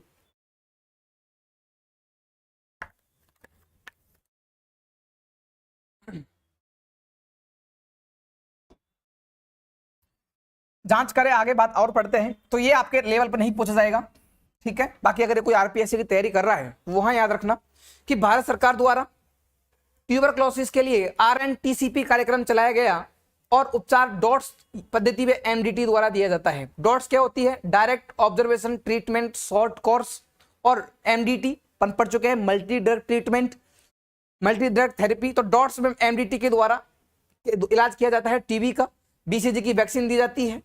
जांच की बात करें, टीबी की जांच के लिए मॉन्टेक्स, कौन सी जांच है आपके? मॉन्टेक्स टेस्ट किया जाता है, मॉन्टेक्स परीक्षण किया जाता है क्षय रोग की जांच के लिए। एमडीआर टीबी ये आपसे नहीं पूछा जाएगा, लेकिन याद रखना MDR TB multi drug resonance, मतलब आपने पहले जो एंटीबायोटिक्स आप ले रहे थे, जो दवाई आप ले रहे हो, उनके प्रति यदि प्रतिरक्षा पावर हो गई, मतलब प्रतिरक्षा उनके प्रति अगर बन जाती है, शरीर में एंटीबॉडी बन जाती है, तो वो दवाइयां काम नहीं आती। तो एमडीआर टीबी एवं एक्सडीआर टीबी को मिलाकर डॉट्स प्लस देते हैं, ये बात याद रखना। तो डॉट्स प्लस देते हैं किसमें? टीबी या ट्यूबरक्लोसिस में। डॉट्स प्लस टीबी में देते हैं। मैं शॉर्ट में लिख देता हूं आपको। टीबी की बात करें तो इसमें डॉट्स प्लस द्वारा उपचार किया जाता है, डॉट्स प्लस द्वारा उपचार किया जाता है। एमडीटी इसमें देते हैं, ठीक है, एमडीटी इसमें देते हैं, डॉट्स हो गया, एमडीटी हो गया। बीसीजी की वैक्सीन इसमें लगाई जाती है, बीसीजी का टीका इसमें लगाया जाता है। तो टीबी में उपचार के 3 उपचार हैं, एमडीटी, डॉट्स प्लस और बीसीजी, ठीक है। ये 3 बातें याद रखनी है। प्यूरेसी इसमें हो जाता है। प्यूरेसी मतलब, प्यूरेसी का मतलब है फेफड़ों में सूजन आना, इसको प्यूरेसी आप बोलते हैं। क्षय रोग है, इसकी जांच के लिए मॉन्ट्रेक्स टेस्ट किया जाता है। मॉन्ट्रेक्स 3 जांच पहले पढ़ चुके थे। बिडाल टेस्ट टाइफाइड के लिए, डिप्थीरिया या गलघोंटू के लिए कौन सा टेस्ट था? सिक टेस्ट। बीडीआरएल टेस्ट पढ़ा है सिफिलिस रोग की जांच के लिए, जो कि एक एसटीडी रोग है। मॉन्ट्रेक्स टेस्ट याद रखना टीबी तपेदिक क्षय रोग की जांच के लिए किया जाता है। माइक्रोबैक्टीरियम ट्यूबरक्लोसिस याद रखना भाई। तो ये सारे रोग हो गए आपके बैक्टीरिया से होने वाले या जीवाणु से होने वाले। उम्मीद है आपको समझ में आ गए होंगे। अब है विषाणु से होने वाले या वायरस से होने वाले रोग, वायरस जनित या विषाणु से होने वाले रोग। ध्यान से समझना। चिकन पॉक्स छोटी माता पहले भी पढ़ चुके हैं। त्वचा को प्रभावित करती है, जिनको हो रखी है उनको पता है। त्वचा को प्रभावित करती है, त्वचा पर आपके बिंदी बिंदी नुमा आपके संरचनाएं बन जाती है। स्किन पर रेड स्पॉट, लाल धब्बे बन जाते हैं। कारण है बेरीसेला वायरस। छोटी माता का कारण है बेरीसेला वायरस। बेरीसेला वायरस त्वचा पर होती है, बेरीसेला वायरस। छोटी माता इसको चिकन पॉक्स बोलते हैं, बड़ी माता इसको स्मॉल पॉक्स बोलते हैं। ये पूरे शरीर पर त्वचा, पूरे शरीर या त्वचा पर ये भी फैलती है। इसका कारण है आपके बेरीओला वायरस। बेरीसेला वायरस छोटी माता के लिए, बेरीओला वायरस बड़ी माता के लिए। ऐसे याद रखना। ओरी आप बोलते हो गांवों में, ओरी मम्मी, बड़ी दादी को, बड़ी मम्मी को ओरी बोलते हो आप, मम्मी को। बड़ी होती है आपसे उम्र में, तो बड़ी माता आपको बेरीओला याद रखना भैया, है ना। बेरीओला वायरस बड़ी माता के लिए, बेरीसेला वायरस छोटी माता के लिए, ठीक है। स्किन पर रेड स्पॉट हो जाते हैं, उसमें भी आपके रेड स्पॉट है छोटी माता में, बड़ी माता में भी रेड स्पॉट है। लेकिन बड़ी माता जो है स्मॉल पॉक्स विलुप्त हो चुकी है आपकी, ठीक है, याद रखना इसके लिए।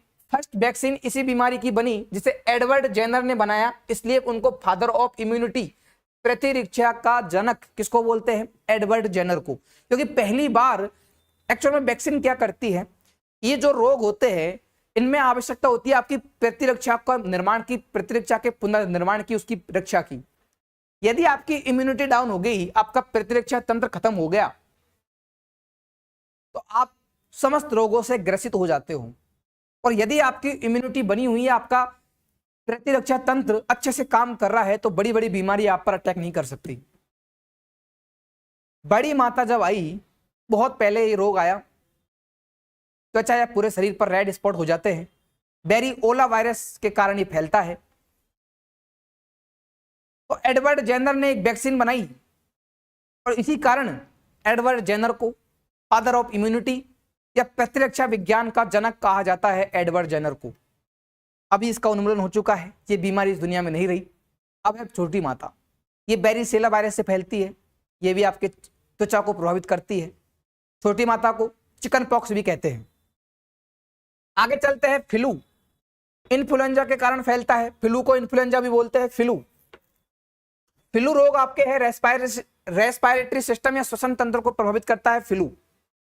इन्फ्लुएंजा वायरस ए और बी के कारण फैलता है आपके flu. Bird flu H5N1 virus से होता है, स्वाइन फ्लू H1N1 वायरस से होता है। आरएस में पूछा था इस प्रश्न को। दोनों वायरस ऑर्थोमिक्सो वायरस समूह के हैं, ऑर्थोमिक्सो वायरस, आगे देखेंगे इसके बारे में। मैं बात कर रहा था फ्लू की। फ्लू रोग में मैं दो फ्लू की बात कर रहा हूं। एक है आपके बर्ड फ्लू, ये भी रोग फैलता है। एक है आपके swine flu.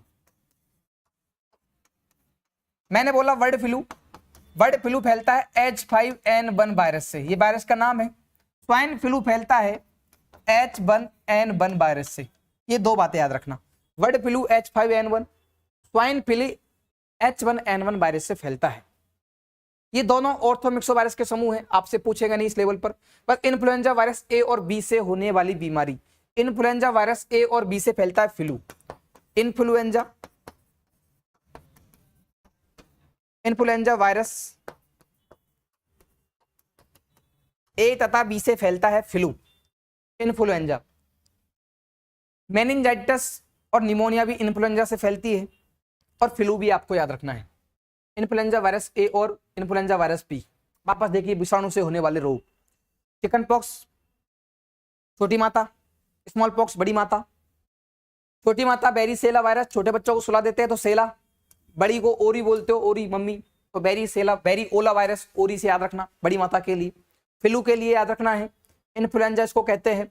Influenza virus A और बी के कारण फैलता है। बर्ड फ्लू की बात आएगी तो H5N1, स्वाइन फ्लू की बात आएगी तो H1N1 श्वसन तंत्र को प्रभावित करता है। अब पोलियो वायरस से फैलता है। केंद्रीय तंत्रिका तंत्र, ब्रेन व स्पाइनल कोड मतलब मेरुरज्जु को प्रभावित करता है। पोलियो में क्या होता है, आपके स्पाइनल कोड को या फिर जो मेरुरज्जु इसको प्रभावित करता है और रक्त की कमी आ जाती है आप में।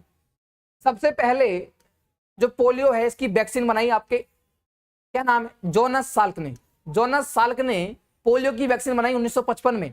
ये IPV वैक्सीन है, मतलब इंजेक्टेबल, ठीक है। उसके बाद में 1961 में अल्बर्ट साविन ने OPV मतलब ओरल, मतलब आपसे पहले तो बनी IPV मतलब आपको इंजेक्शन के द्वारा वो वैक्सीन दी जाएगी।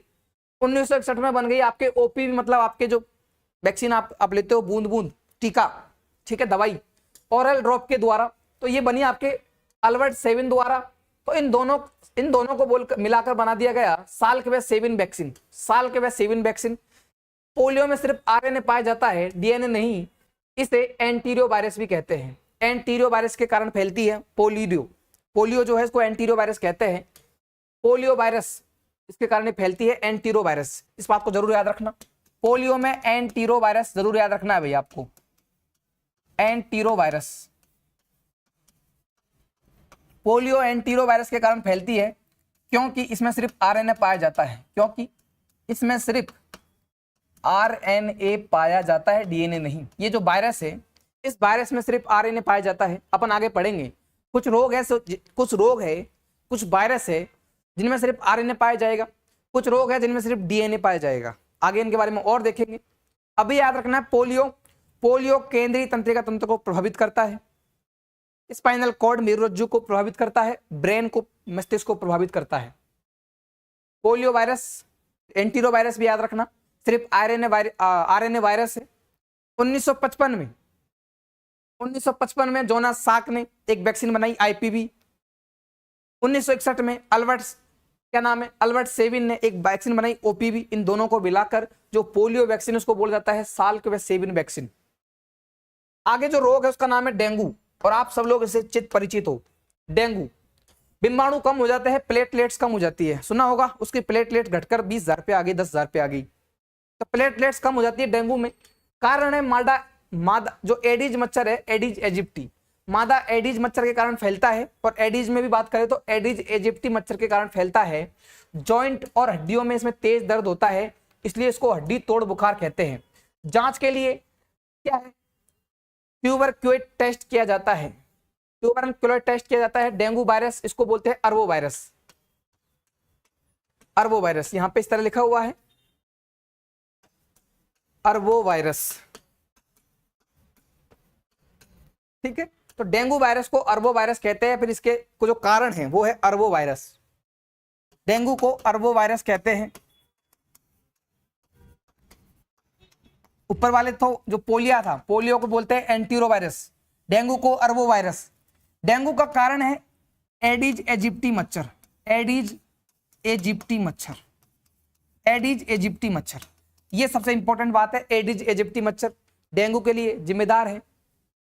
अर्बो वायरस इसको बोलते हैं, हड्डी तोड़ बुखार इसको कहते हैं, क्योंकि बहुत ज्यादा दर्द होता है हड्डियों में और जॉइंट में। ठीक है, एडिज एजिप्टी मच्छर को नहीं भूलना है। अब रेबीज की बात करें, एक और खतरनाक वायरस है, बीमारी है आपके रेबीज। रेबीज याद रखना, सेंट्रल नर्वस सिस्टम, केंद्रीय तंत्रिका तंत्र को, जो कि आपके ब्रेन और स्पाइनल कोड भी इसमें शामिल होते हैं। क्योंकि जब अपन ने मानव शरीर पढ़ा तो मैंने बताया कि केंद्रीय तंत्रिका तंत्र के दो भागों के रूप में अपन पढ़ेंगे, एक है मस्तिष्क के रूप में, दूसरा है मेरुरज्जु के रूप में। तो मस्तिष्क और मेरुरज्जु को प्रभावित करेगा रेबीज। रेबीज में याद रखना और पोलियो में याद रखना, ये दोनों ही रोग केंद्रीय तंत्रिका तंत्र को प्रभावित करेंगे। और केंद्रीय तंत्रिका तंत्र को प्रभावित करने का मतलब है मेरुरज्जु को प्रभावित करेंगे और मस्तिष्क को प्रभावित करेंगे, ब्रेन को प्रभावित करेंगे। रेबीज में पानी से डर लगता है, इसलिए इस रोग को हाइड्रोफोबिया भी बोलते हैं। किसी को हाइड्रोफोबिया हो गया, पानी से डर लगा, मतलब उसको रेबीज हो गया। ठीक है, रेबीज के टीके की खोज लुईस पास्चर ने की थी। रेबीज के टीके की खोज किसने की है? लुईस पास्चर ने की है। इसको रैबिडो वायरस बोलते हैं, रेबीज वायरस को रैबिडो वायरस। तीन बातें देखी है, पोलियो, डेंगू और रेबीज, ध्यान समझना। पोलियो देखा है, इसको बोलते हो आप अर्बो वायरस। पोलियो को क्या बोलते हो? एंटीरो वायरस, माफ करना, एंटीरो वायरस। पोलियो को बोलते हो एंटीरो वायरस। फिर होता है डेंगू, डेंगू को बोलते हो अर्बो वायरस, अर्बो वायरस। अंत में है रेबीज, और रेबीज को बोलते हैं rhabdo virus, rhabdo virus. Polio का कारण क्या नाम है मच्छर का? पोलियो जो फैलता है उसमें साक व सेविन वैक्सीन याद रखनी है। रेबीज जो होता है उसमें लुईस पास्चर याद रखना है। रेबीज के टीके की खोज लुईस पास्चर ने की है, याद रखना। रेबीज के टीके की खोज लुईस पास्चर ने की है, लुईस पास्चर ने की है। हाइड्रोफोबिया हो जाता है। ठीक है, आगे चलिए। आगे है मिसल्स या खसरा। यह भी वायरस से फैलता है, विषाणु से फैलता है, त्वचा में पूरे शरीर को प्रभावित करता है। इसे रूबेओला वायरस कहते हैं। रूबेओला वायरस, त्वचा पर विशिष्ट दाने आ जाते हैं, है ना। ये क्या है आपके? Paramyxo virus, paramyxo virus. ठीक है, मसल्स। फिर है मम्स या गलसुआ, ये इसमें पैराटाइड लाल ग्रंथियां प्रभावित होती है। खसरा में त्वचा या पूरा शरीर प्रभावित होता है, शरीर पर दाने आ जाते हैं पूरे शरीर पर। कौन सा वायरस है? मसल्स या खसरा। फिर बात करें मम्स या गलसुआ। मम्स या गलसुआ पैराटाइड लार ग्रंथि। ठीक है, लार ग्रंथि में आपके संक्रमण हो जाता है, जिससे लार नहीं बनती और मुंह और गला सूख जाता है और सूजन आती है। गलसुआ, गले में सूजन आ जाना। मम्स मतलब गलसुआ, गलसुआ मतलब गले में सूजन आ जाना। तब लार नहीं बनेगी, मुंह सूखा हो जाएगा, तो आपके मुंह में सूजन आ जाएगी, दर्द होने लगता है। ठीक है, वो है मम्स या गलसुआ। पैराटाइड लार ग्रंथि प्रभावित होती है। ये भी पैरामिक्सो वायरस, मम्स या गलसुआ पैरामिक्सो वायरस के कारण फैलती है। एक और रोग आएगा इसमें, वो है रूबेला। रूबेला वायरस जो है त्वचा व श्वसन तंत्र को प्रभावित करता है। इसको जर्मन मिसल्स भी कहते हैं, और यह भी कारण है पैरामिक्सो वायरस का। तीन रोग है जो पैरामिक्सो वायरस से फैलते हैं। पैरामिक्सो वायरस, तीन रोग है जिनका वाहक है paramyxo virus. Paramyxo virus, paramyxo virus. पहला है खसरा, दूसरा है मम्स या गलसुआ, खसरा, गलसुआ, और है रूबेला। खसरा को बोलते हो आप मिसल्स, इंग्लिश नाम जरूर याद रखना, मैं बार बार बोल रहा हूं, मिसल्स। गलसुआ को बोलते हैं मम्स, गलसुआ मतलब मम्स, खसरा मतलब मिसल्स और रूबेला, तीनों ही पैरामिक्सो वायरस है, पैरामिक्सो वायरस। मिसल्स जो खसरा है त्वचा पूरे शरीर को प्रभावित करती है, इसको बेरीओला वायरस भी कहते हैं, याद रखना। खसरा को बेरीओला भी कहते हैं, और जो आपका रूबेला वायरस है वो अलग से याद रखना है, जर्मन मिसल्स कहते हैं। रूबेला वायरस को जर्मन मिसल्स कहेंगे, खसरा को बेरीओला वायरस कहेंगे, ठीक है। आगे है चिकनगुनिया। चिकनगुनिया जोड़ में दर्द होता है, जॉइंट पेन जो होते हैं आपके जॉइंट में दर्द होता है, इसलिए मरीज झुककर चलता है। जब जॉइंट में दर्द होंगे तो आदमी पे सीधा खड़ा नहीं रहा जाएगा और चिकनगुनिया हो जाता है। रोग वाहक है मादा एडिज मच्छर है, उसमें भी बात करें एडिज इजिप्टी मच्छर, एडिज इजिप्टी मच्छर, एडिज इजिप्टी मच्छर। डेंगू भी देखा है, चिकनगुनिया भी है एडिज इजिप्टी मच्छर के कारण। अल्फा वायरस उसको बोलते हैं, अल्फा वायरस। एडिज इजिप्टी मच्छर, अल्फा वायरस, रोग का नाम है चिकनगुनिया। आदमी झुककर चलता है, जॉइंट पेन होता है, डेंगू में भी जॉइंट पेन होता है, डेंगू भी एडिज इजिप्टी मच्छर से होता है, ठीक है। फिर है पीला बुखार, पित्त ज्वर, इसमें रक्त या यकृत प्रभावित होता है, ये भी एडिज इजिप्टी मच्छर से होता है, और इसको बोलते हैं फ्लेवी वायरस। फ्लेवी वायरस से दो रोग फैलते हैं, एक है जापान एन्सेफेलाइटिस, पित्त ज्वर, जापान एन्सेफेलाइटिस, इन दोनों को फ्लेवी वायरस बोलते हैं, फ्लेवी वायरस। एडिज इजिप्टी मच्छर से डेंगू है, चिकनगुनिया है, पीला बुखार है और जीका बुखार है। ये चार रोग किससे फैलते हैं? एडिज इजिप्टी मच्छर से। मादा क्यूलेक्स मच्छर से हाथीपाप रोग होता है, जापान एन्सेफेलाइटिस रोग होता है, ठीक है। तो मादा क्यूलेक्स मच्छर से कौन सा रोग होता है आपके? Japan encephalitis. ये ब्रेन मस्तिष्क को प्रभावित करता है, याद रखना। मस्तिष्क में बुखार आ जाता है, ब्रेन बुखार, इसको ब्रेन फीवर इसको बोलते हैं, जापान एन्सेफेलाइटिस को। तो जापान एन्सेफेलाइटिस और पित्त ज्वर दोनों को क्या बोलेंगे? Flavi virus. जैसे पैरामिक्सो वायरस से तीन रोग हो रहे हैं, मम्स, मिसल्स और रूबेला, एमएमआर। इनके लिए एमएमआर वैक्सीन दी जाती है, एमएमआर वैक्सीन। वापस से देख लीजिए, बहुत इंपॉर्टेंट स्लाइड है। Paramyxo virus, paramyxo virus. Paramyxo virus में मैंने तीन रोग आपको बताए हैं।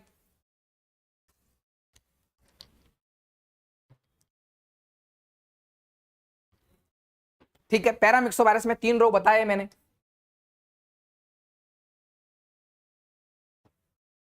तीन रोग कौन कौन से हैं? पहला है mums,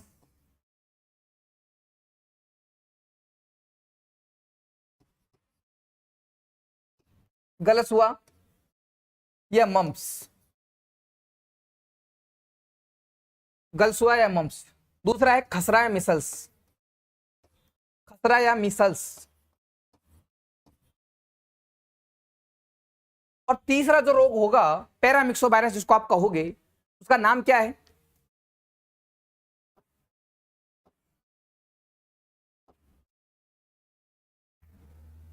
paramyxo virus, paramyxo virus. गलसुआ, मम्स, खसरा, मिसल्स, और एक है आपके तीसरा जो रोग है वो बताया मैंने, रूबेला वायरस, रूबेला वायरस। ये तीन रोग हैं, इन तीनों को बोलते हैं पैरामिक्सो वायरस, पैरामिक्सो वायरस। इसमें एक कॉमन बात याद रखनी है आपको, जो गलसुआ है उसको रूबेओला वायरस भी कहते हैं, रूबेओला वायरस। जो रूबेला वायरस है इसको क्या बोलेंगे? जापानी मिसल्स, जापानी मिसल्स इसको कहा जाता है। गलसुआ जो होता है, अच्छा माफ करना ये मैं उल्टा बोल दिया, खसरा मिसल्स जो है इसको बोलते हैं रूबेला वायरस। गलसुआ जो है इसमें पैराटिड लार ग्रंथि प्रभावित होती है, पैराटिड लार ग्रंथि इसमें प्रभावित होती है, लार का बनना बंद हो जाता है, गले में सूजन आ जाती है। ये बात थी पैरामिक्सो वायरस की। उसके बाद मैं बात कर रहा हूं फ्लेवी वायरस, फ्लेवी वायरस। अब आप सोचोगे यार ये फ्लेवी वायरस में क्या चीज आती है? फ्लेवी वायरस, फ्लेवी वायरस में मैंने आपको दो रोग बताए, एक है पीला बुखार, पीला ज्वर, पित्त ज्वर, पीला बुखार, पित्त ज्वर, और दूसरा है जापानी एनसेफेलाइटिस। ये दो रोग है जो फ्लेवी वायरस से होते हैं। पीला बुखार जो है, पीले बुखार की यदि बात करूं तो पीला बुखार एडिज एजिप्टी मच्छर से होता है, लेकिन जापानी एनसेफेलाइटिस मादा क्यूलेक्स मच्छर से होता है।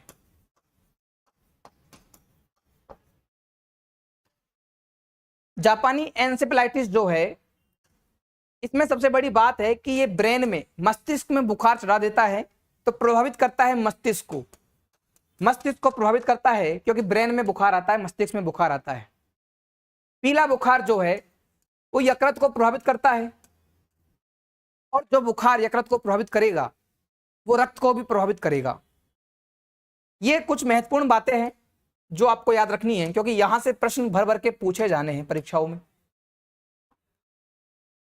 यहां पढ़ रहे थे अपन, खसरा त्वचा पूरे शरीर को प्रभावित करता है, रूबेओला वायरस है, पैरामिक्सो वायरस कहते हैं। मम्स या गलसुआ, पैराटिड लार ग्रंथि सूख जाती है, दर्द होता है, पैरामिक्सो वायरस कहते हैं। रूबेला त्वचा या श्वसन तंत्र को प्रभावित करता है, जर्मन मिसल्स उसको बोलते हैं, पैरामिक्सो वायरस है। चिकनगुनिया एडिज इजिप्टी मच्छर से होता है, अल्फा वायरस इसको बोलते हैं। पित्त ज्वर येलो, इसको एडिज इजिप्टी मच्छर बोलते हैं, फ्लेवी वायरस से होता है। जापानी एनसेफेलाइटिस ब्रेन को प्रभावित करता है, मादा क्यूलेक्स मच्छर से होता है, फ्लेवी वायरस इसको कहते हैं। याद रखना, सर्दी जुकाम जिसको राइनो वायरस कहते हैं, तथा आई फ्लू भी वायरस से होने वाले रोग है। जब वायरस के रोग पढ़ रहे थे अपन, वायरस जनित रोग है, उसमें क्या है, कॉमन कोल्ड भी याद रखना, सर्दी जुकाम भी वायरस से होते हैं।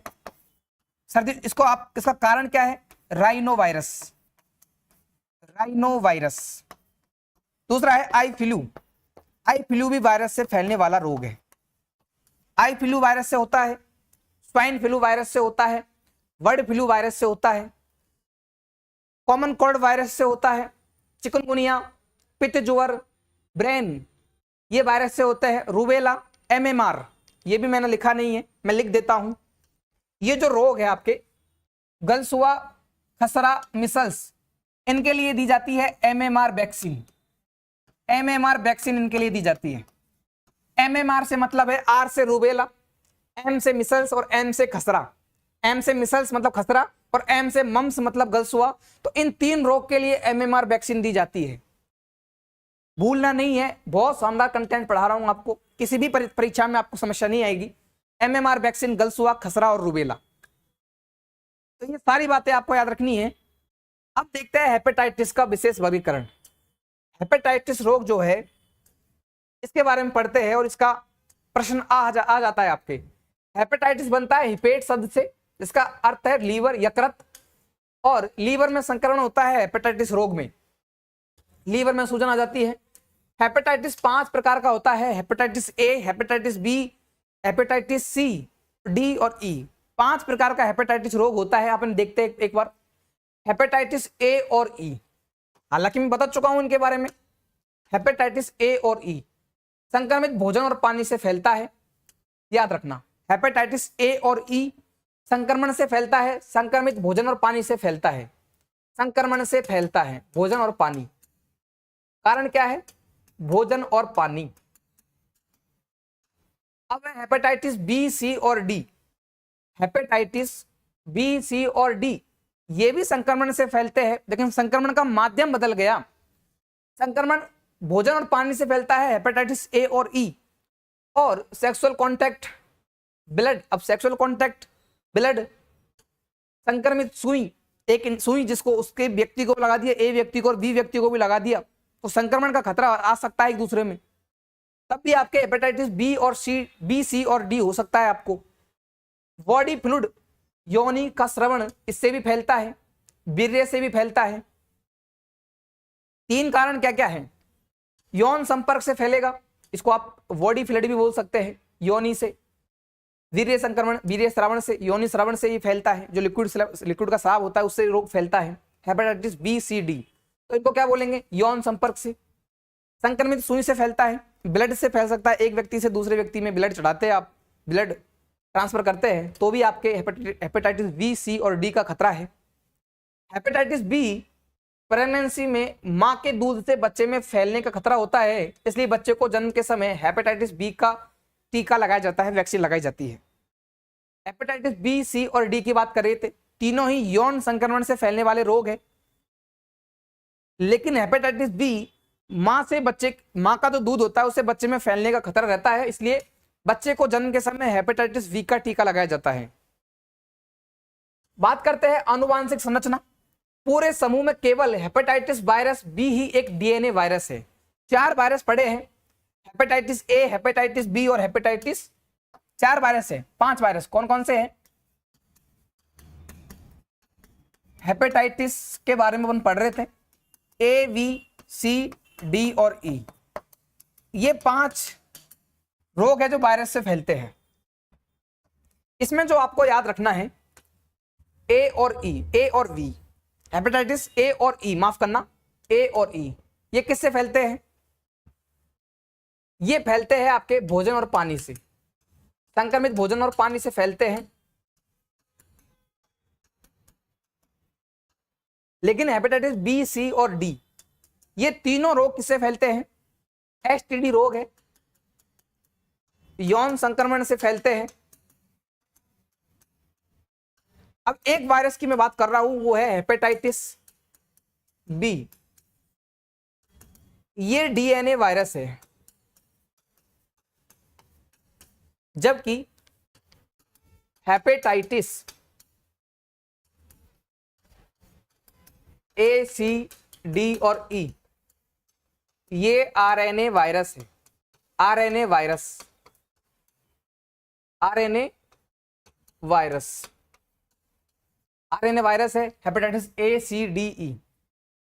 आरएनए वायरस एक और पढ़ा था अपन ने पहले, क्या नाम था उसका? पोलियो था क्या? आरएनए वायरस, आरएनए वायरस है पोलियो। तो hepatitis A, C, D, E RNA virus है। डाल देता हूं, पोलियो भी आरएनए वायरस है, पोलियो, पोलियो भी आरएनए वायरस है। हेपेटाइटिस बी, सी, डी, याद रखना भाई, हेपेटाइटिस बी, सी, डी यौन संक्रमण से फैलते हैं। उसमें हेपेटाइटिस बी जो है वो डीएनए वायरस है।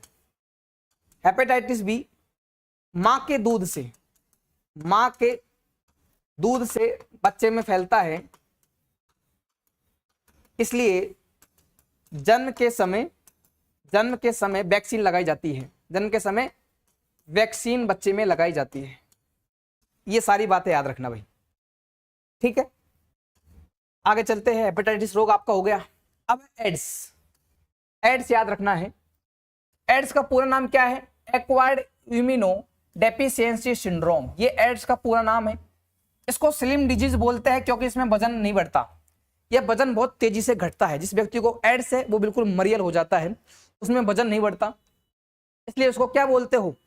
स्लिम डिजीज, स्लिम बना देता है आपको बिल्कुल। Ads acquired immuno deficiency syndrome आपके लेवल पे वनपाल में इतना आ सकता है, बाकी हर एग्जाम में आपको याद रखना है। स्लिम डिजीज इसको बोलते हो। मुख्य वैज्ञानिक बिंदु हिब वायरस, एड्स को हिब वायरस बोलते हैं क्योंकि ह्यूमन इम्यूनो डेफिशिएंसी वायरस से ये होता है। यह एक रेट्रो वायरस है, रिट्रो वायरस, एक प्रकार का आरएनए वायरस है। Hepatitis A, C, D, E, polio की तरह ये भी एक आरएनए वायरस है जो एकल श्रृंखला का आरएनए वायरस है। हिब वायरस में रिवर्स ट्रांसक्रिप्टेज एंजाइम पाया जाता है। यह शरीर में प्रवेश कर टी लिम्फोसाइट, मतलब ये आपके लेवल से नहीं पूछा जाएगा। रेड रिबन इसका जागरूकता के लिए फैलाते हैं। आपको पता ना भी रेड रिबन का जो साइन होता है आपके, ठीक है, कुछ इस तरह का ये रेड रिबन हो जाएगी, अभी इस तरह का साइन होता है एड्स के लिए, ठीक है, ये बात याद रखनी है आपको। एड्स की जांच की बात करें तो एलिसा टेस्ट किया जाता है एड्स की जांच के लिए। एलिसा टेस्ट रक्त द्वारा। पीसीआर P24 टेस्ट किया जाता है एंटीजन ठीक है। वेस्टर्न ब्लॉट टेस्ट किया जाता है एलिसा पॉजिटिव आने के बाद में, पुष्टिकरण के लिए हिव एंटीबॉडी का पता लगाया जाता है, वेस्टर्न ब्लॉट टेस्ट। एआरटी इसके इलाज के लिए एंटी रेट्रोवायरल दवाई दी जाती है। एड्स की बात कर रहे थे, एड्स पूरा नाम याद रखना है, एक्वायर्ड इम्यूनोडेफिशिएंसी सिंड्रोम। एड्स हिप वायरस भी होता है, ह्यूमन हिप वायरस, ह्यूमन इम्यूनोडेफिशिएंसी वायरस उसको बोलते हैं। रेट्रो वायरस बोलते हैं, आरएनए वायरस है, एकल श्रृंखला का आरएनए वायरस है। जांच के लिए एलिसा टेस्ट किया जाता है, पीसीआर P24 टेस्ट किया जाता है, वेस्टर्न क्लॉट टेस्ट किया जाता है। अब है प्रोटोजोआ से होने वाले रोग। प्रोटोजोआ से होने वाले रोग पहले ट्रिक देखी थी अपन, पापा नींद में सोते हैं, पायरिया, पेचिस, निद्रा रोग, मलेरिया और काला आजार, ये आपके बाहर प्रोटोजोआ से होने वाले रोग है। पहला रोग है काला आजार। काला आजार, काला आजार बालू मक्खी या सिक्ता मक्खी से होता है। ब्लैक फीवर इसको बोलते हो लेशमानियासिस, क्या बोलते हो? लिस्मानियासिस, लिस्मानियासिस, लिस्मानियासिस इसको बोलते हैं, ब्लैक फीवर इसको बोलते हैं। काला आजार सिक्ता मक्खी बालू मक्खी से होता है काला आजार। लिस्मानिया डोनोवाई, लिस्मानिया डोनोवाई इसका रोग वाहक है, काला आजार का रोग वाहक है लिस्मानिया डोनोवाई, लिस्मानिया डोनोवाई। उसके बाद में याद रखना है निद्रा रोग, स्लीपिंग सिकनेस, निद्रा रोग ये सीसी मक्खी से होता है, ब्रेन को प्रभावित करता है। और ट्रेपेनसोमा बुर्जाई, ट्रेपेनसोमा बुर्जाई इसका रोग वाहक है। निद्रा रोग, आंखों नींदों में ट्रिप पर जाते हो आप, सपने लेते हो रात में, नींदों में ट्रिप पर जाते हो तो निद्रा रोग। अब ट्रिप पर कहां गए? बुर्ज खलीफा देखने गए, ठीक है। तो ट्रेपेनसोमा बुर्जाई, क्या बातें हैं? निद्रा रोग, नींद में आप ट्रिप पर जाते हो, सपने देखते हो और ट्रिप पर गए आप बुर्ज खलीफा देखने। तो याद रखना निद्रा रोग जो है सीसी मक्खी से होता है, ब्रेन को प्रभावित करता है। ट्रेपेनसोमा बुर्जाई आपका रोग वाहक है। काला आजार इसका रोग वाहक है लिस्मानियासिस, काला आजार को लिस्मानिया रोग भी कहते हैं, काला बुखार कहते हैं, बालू मक्खी से फैलता है। फिर पेचिस, और पेचिस को बोलते हो एमीवियसिस, अमीवियसिस उसको बोलते हैं। दस्त के साथ ब्लड आता है पेचिस रोग में। आंत को प्रभावित करता है, तो आंत को प्रभावित करेगा तो दस्त आएंगे आपके। संक्रमित पानी में भोजन से फैलेगा, आंत को प्रभावित करेगा तो संक्रमित भोजन में पानी से होगा। इसको बोलते हैं, वायरस का नाम है एंट अमीबा हिस्टोलाइटिका। क्या है आपके? हिस्टोसिल्टिका, मेरे से नाम नहीं लिया जा रहा वैसा बना, हिस्टोलाइटिका, हिस्टोलाइटिका भी है ना, हिस्टोलाइटिका, हिस्टोलाइटिका, ये याद रखना। पेचिस की बात कर रहे हैं, हिस्टोलाइटिका इसका क्या है? प्रोटोजोआ से होता है, रोगजनक है। हिस्टोलाइटिका, एंट अमीबा हिस्टोलाइटिका। अमीवियसिस पेचिस को बोलते हैं अमीवियसिस। रक्त में आप दस्त में ब्लड आता है, आंत को प्रभावित करता है। फिर पायरिया, पायरिया जब मैंने पढ़ाया था आपको अंतःस्रावी ग्रंथियां, वहां भी पढ़ाई थी। मसुड़ों में खून आता है, उसको पायरिया बोलते हैं। ब्लीडिंग, मसुड़ों में खून आता है आपके, इसका कारण है एंट अमीबा जिंजीवेलिस। एंट अमीबा जिंजीवेलिस के कारण फैलता है आपका पायरिया। पायरिया का कारण है एंट अमीबा जिंजीवेलिस। अब है ल्यूकेरिया। ल्यूकेरिया बेजिना से या फिर योनि से जो द्रव फ्लो होता है उसके कारण ल्यूकेरिया रोग हो जाता है। योनि से द्रव आपके जो लिक्विड निकलता है, फ्लड निकलता है, उस रोग को बोलते हैं आप ल्यूकेरिया। कारण क्या है? ट्राइकोमोनास बेजाइनेसिस। अब बेजाइना को प्रभावित करता है, योनि को प्रभावित करता है, तो इसलिए ट्राइकोमोनास बेजाइनेसिस इसको बोलते हैं भाई। उसके बाद में है मलेरिया। मलेरिया मादा एनाफिलीज मच्छर से होता है मलेरिया, और प्लाज्मोडियम प्रोटोजोआ के कारण फैलता है। प्लाज्मोडियम प्रोटोजोआ के कारण फैलता है। प्लाज्मोडियम प्रोटोजोआ के कारण फैलता है, मादा एनाफिलीज मच्छर से होता है मलेरिया। ल्यूकेरिया की बात करें, ल्यूकेरिया योनि को प्रभावित करता है, वेजिना को प्रभावित करता है, द्रव निकलता है, और उसका कारण क्या है? Trichomonas vaginalis, trichomonas vaginalis. Pyorrhoea की बात करें, पायरिया मसुडो में ब्लीडिंग करता है। एंट अमीबा जिंजीवेलिस इसके कारण फैलता है, प्रोटोजोआ के कारण फैलता है। कौन कौन से रोग जो प्रोटोजोआ से होते हैं? पायरिया, ल्यूकेरिया, मलेरिया, पेचिस, निद्रा रोग, काला आजार, ये सारे रोग हैं, ये आपके प्रोटोजोआ से होने वाले रोग हैं। याद रखना, काला आजार होगा लिस्मानिया डोनोवाई, निद्रा रोग होगा, नींद में ट्रिप पर जाओगे, ट्रिपोनोमा बुर्जाई, पेचिस जो है अमीबियासिस, इस आंत को प्रभावित करता है, ठीक है। और एंटमीबा हिस्टोलाइटिक इसके कारण फैलता है। पायरिया जो है एंटमीबा जिंजीवेलिस के कारण फैलता है। ल्यूकेरिया ये जो है ट्राइकोमोनास वेजाइनेलिस के कारण फैलता है। मलेरिया ये जो है प्लाज्मोडियम प्रोटोजोआ के कारण फैलता है। अब मलेरिया के बारे में इसका पोस्टमार्टम कर लेते हैं। मलेरिया प्रोटोजोआ से फैलता है और उसका नाम है प्लाज्मोडियम। मलेरिया जो है आपकी पिलिया या झिल्ली जो होती है पिलिया, है ना, और लीवर यकृत को प्रभावित करता है। तेज बुखार आता है, अत्यधिक ठंड लगती है, बुखार में पसीना और बदन में दर्द होना। अब प्लाज्मोडियम की प्रमुख प्रजातियों के बारे में बात करते हैं। प्लाज्मोडियम प्रोटोजोआ है, इसकी प्रजाति की अपन बात कर रहे हैं। एक मच्छर होता है प्लाज्मोडियम, सबसे खतरनाक 3 प्रकार का प्लाज्मोडियम होता है, आपके याद रखना। मलेरिया की बात करें तो मलेरिया में जो प्रोटोजोआ होता है वो 3 प्रकार की प्रजातियां पाई जाती है उसकी। एक है प्लाज्मोडियम, इसमें आपको याद रखना है प्लाज्मोडियम फैसिपेरम, है ना, फैल्सीपेरम में याद रखना, सबसे खतरनाक आपके रोग है ये। इसको दिमागी मलेरिया बोलते हैं, दिमाग को प्रभावित करता है, ब्रेन को प्रभावित करता है, ठीक है। फिर है प्लाज्मोडियम बाइवेक्स, भारत में सर्वाधिक पाए जाने वाला मलेरिया का रूप है प्लाज्मोडियम बाइवेक्स। ये एक्चुअल में प्लाज्मोडियम के नहीं, आप इसको याद रखना है मलेरिया के प्रकार। तो पहला है प्लाज्मोडियम फैल्सीपेरम, सबसे खतरनाक रोग है प्लाज्मोडियम फैल्सीपेरम। उसके बाद में है प्लाज्मोडियम बाइवेक्स, ये भारत में सर्वाधिक पाया जाता है। Plasmodium ovale, plasmodium malaria. तो plasmodium malaria, plasmodium ovale, plasmodium vivax, plasmodium falciparum सबसे खतरनाक है। बाइवेक्स भारत में सर्वाधिक पाया जाता है। उपचार की बात करें तो मलेरिया के उपचार के लिए सिनकोना पेड़ की छाल से कुनैन बनाया जाता है, कुनैन दवा।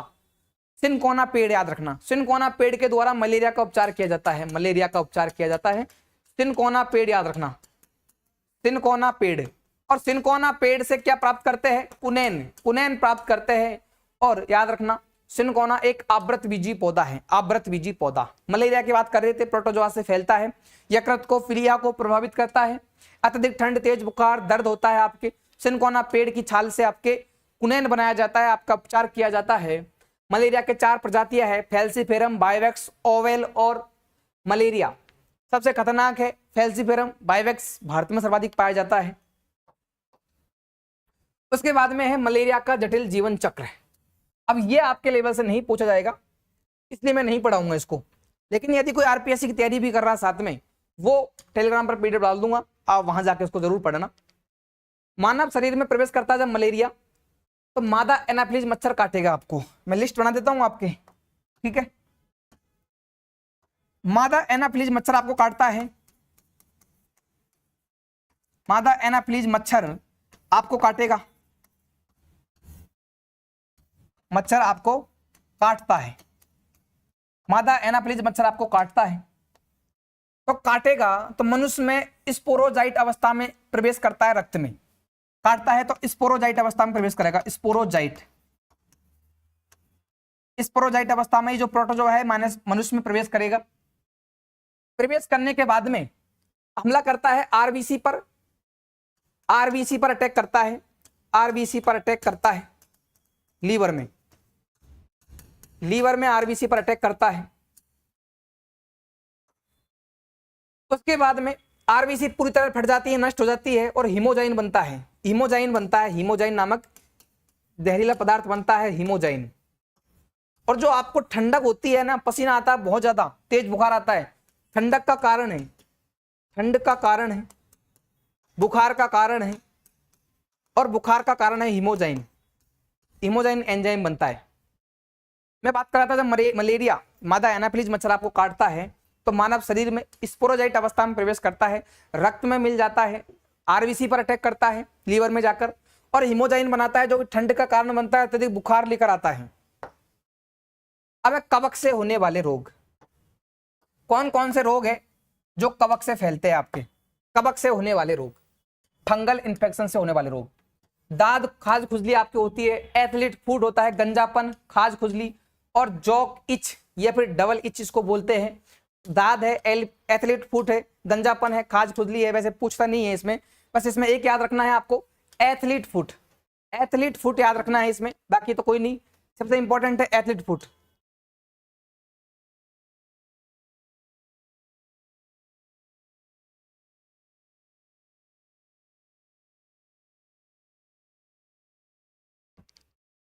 ठीक है, तो इसमें एथलीट फुट आपको याद रखना है।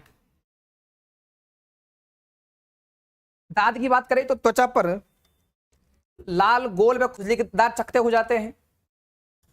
एथलीट फुट पैरों की त्वचा में कटना फटना इस तरह का रोग हो जाता है। गंजापन आप समझ गए, खाज खुजली हो जाती है। जॉक इच या डबल इच रोग हो जाता है। ये विशिष्ट कवक संक्रमण है जो मनुष्य का ग्रोइंग रीजन जो होता है, ग्रोइंग रीजन मतलब जो आपके जांग के बीच में जो क्षेत्र होता है या फिर आपके जो टाइट एनएस के आसपास का जो क्षेत्र होता है, यह एसेनी खुजली होती है यहाँ पर और रेड इलाका हो जाता है, इसको बोलते हैं जॉक इच। तो जॉक इच कवक के कारण फैलता है, एथलीट फुट कवक के कारण फैलता है, बाकी आपको याद हो जाएंगे। अब कृमि जनित रोग, कृमि से कौन कौन से रोग होते हैं? कृमि से होने वाले रोग है टीनियसिस, नारू रोग, हाथी पांव या फाइलेरिया और एस्केरियासिस।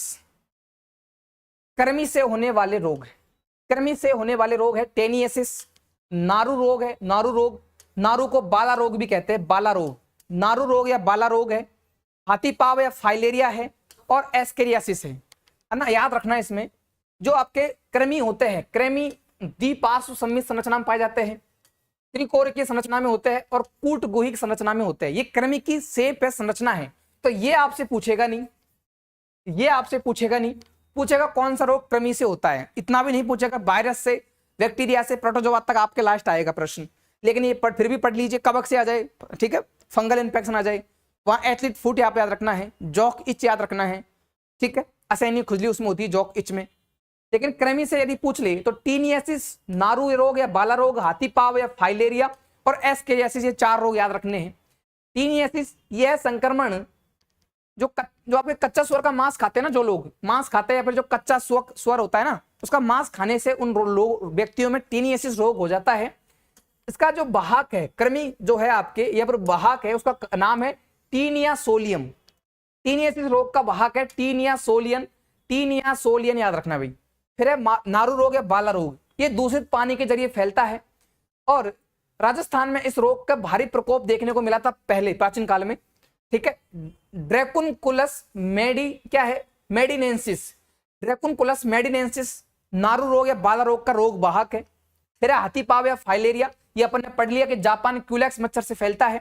जापान एन्सेफेलाइटिस रोग भी आप मादा क्यूलेक्स मच्छर से फैलता है। हाथी पांव रोग भी मादा क्यूलेक्स मच्छर से फैलता है और हाथी पांव या फाइलेरिया रोग में लसीका ग्रंथियों में सूजन आ जाता है, जिससे पैर सूजकर हाथी जैसे मोटे हो जाते हैं, इसलिए नाम रख दिया हाथी पांव रोग।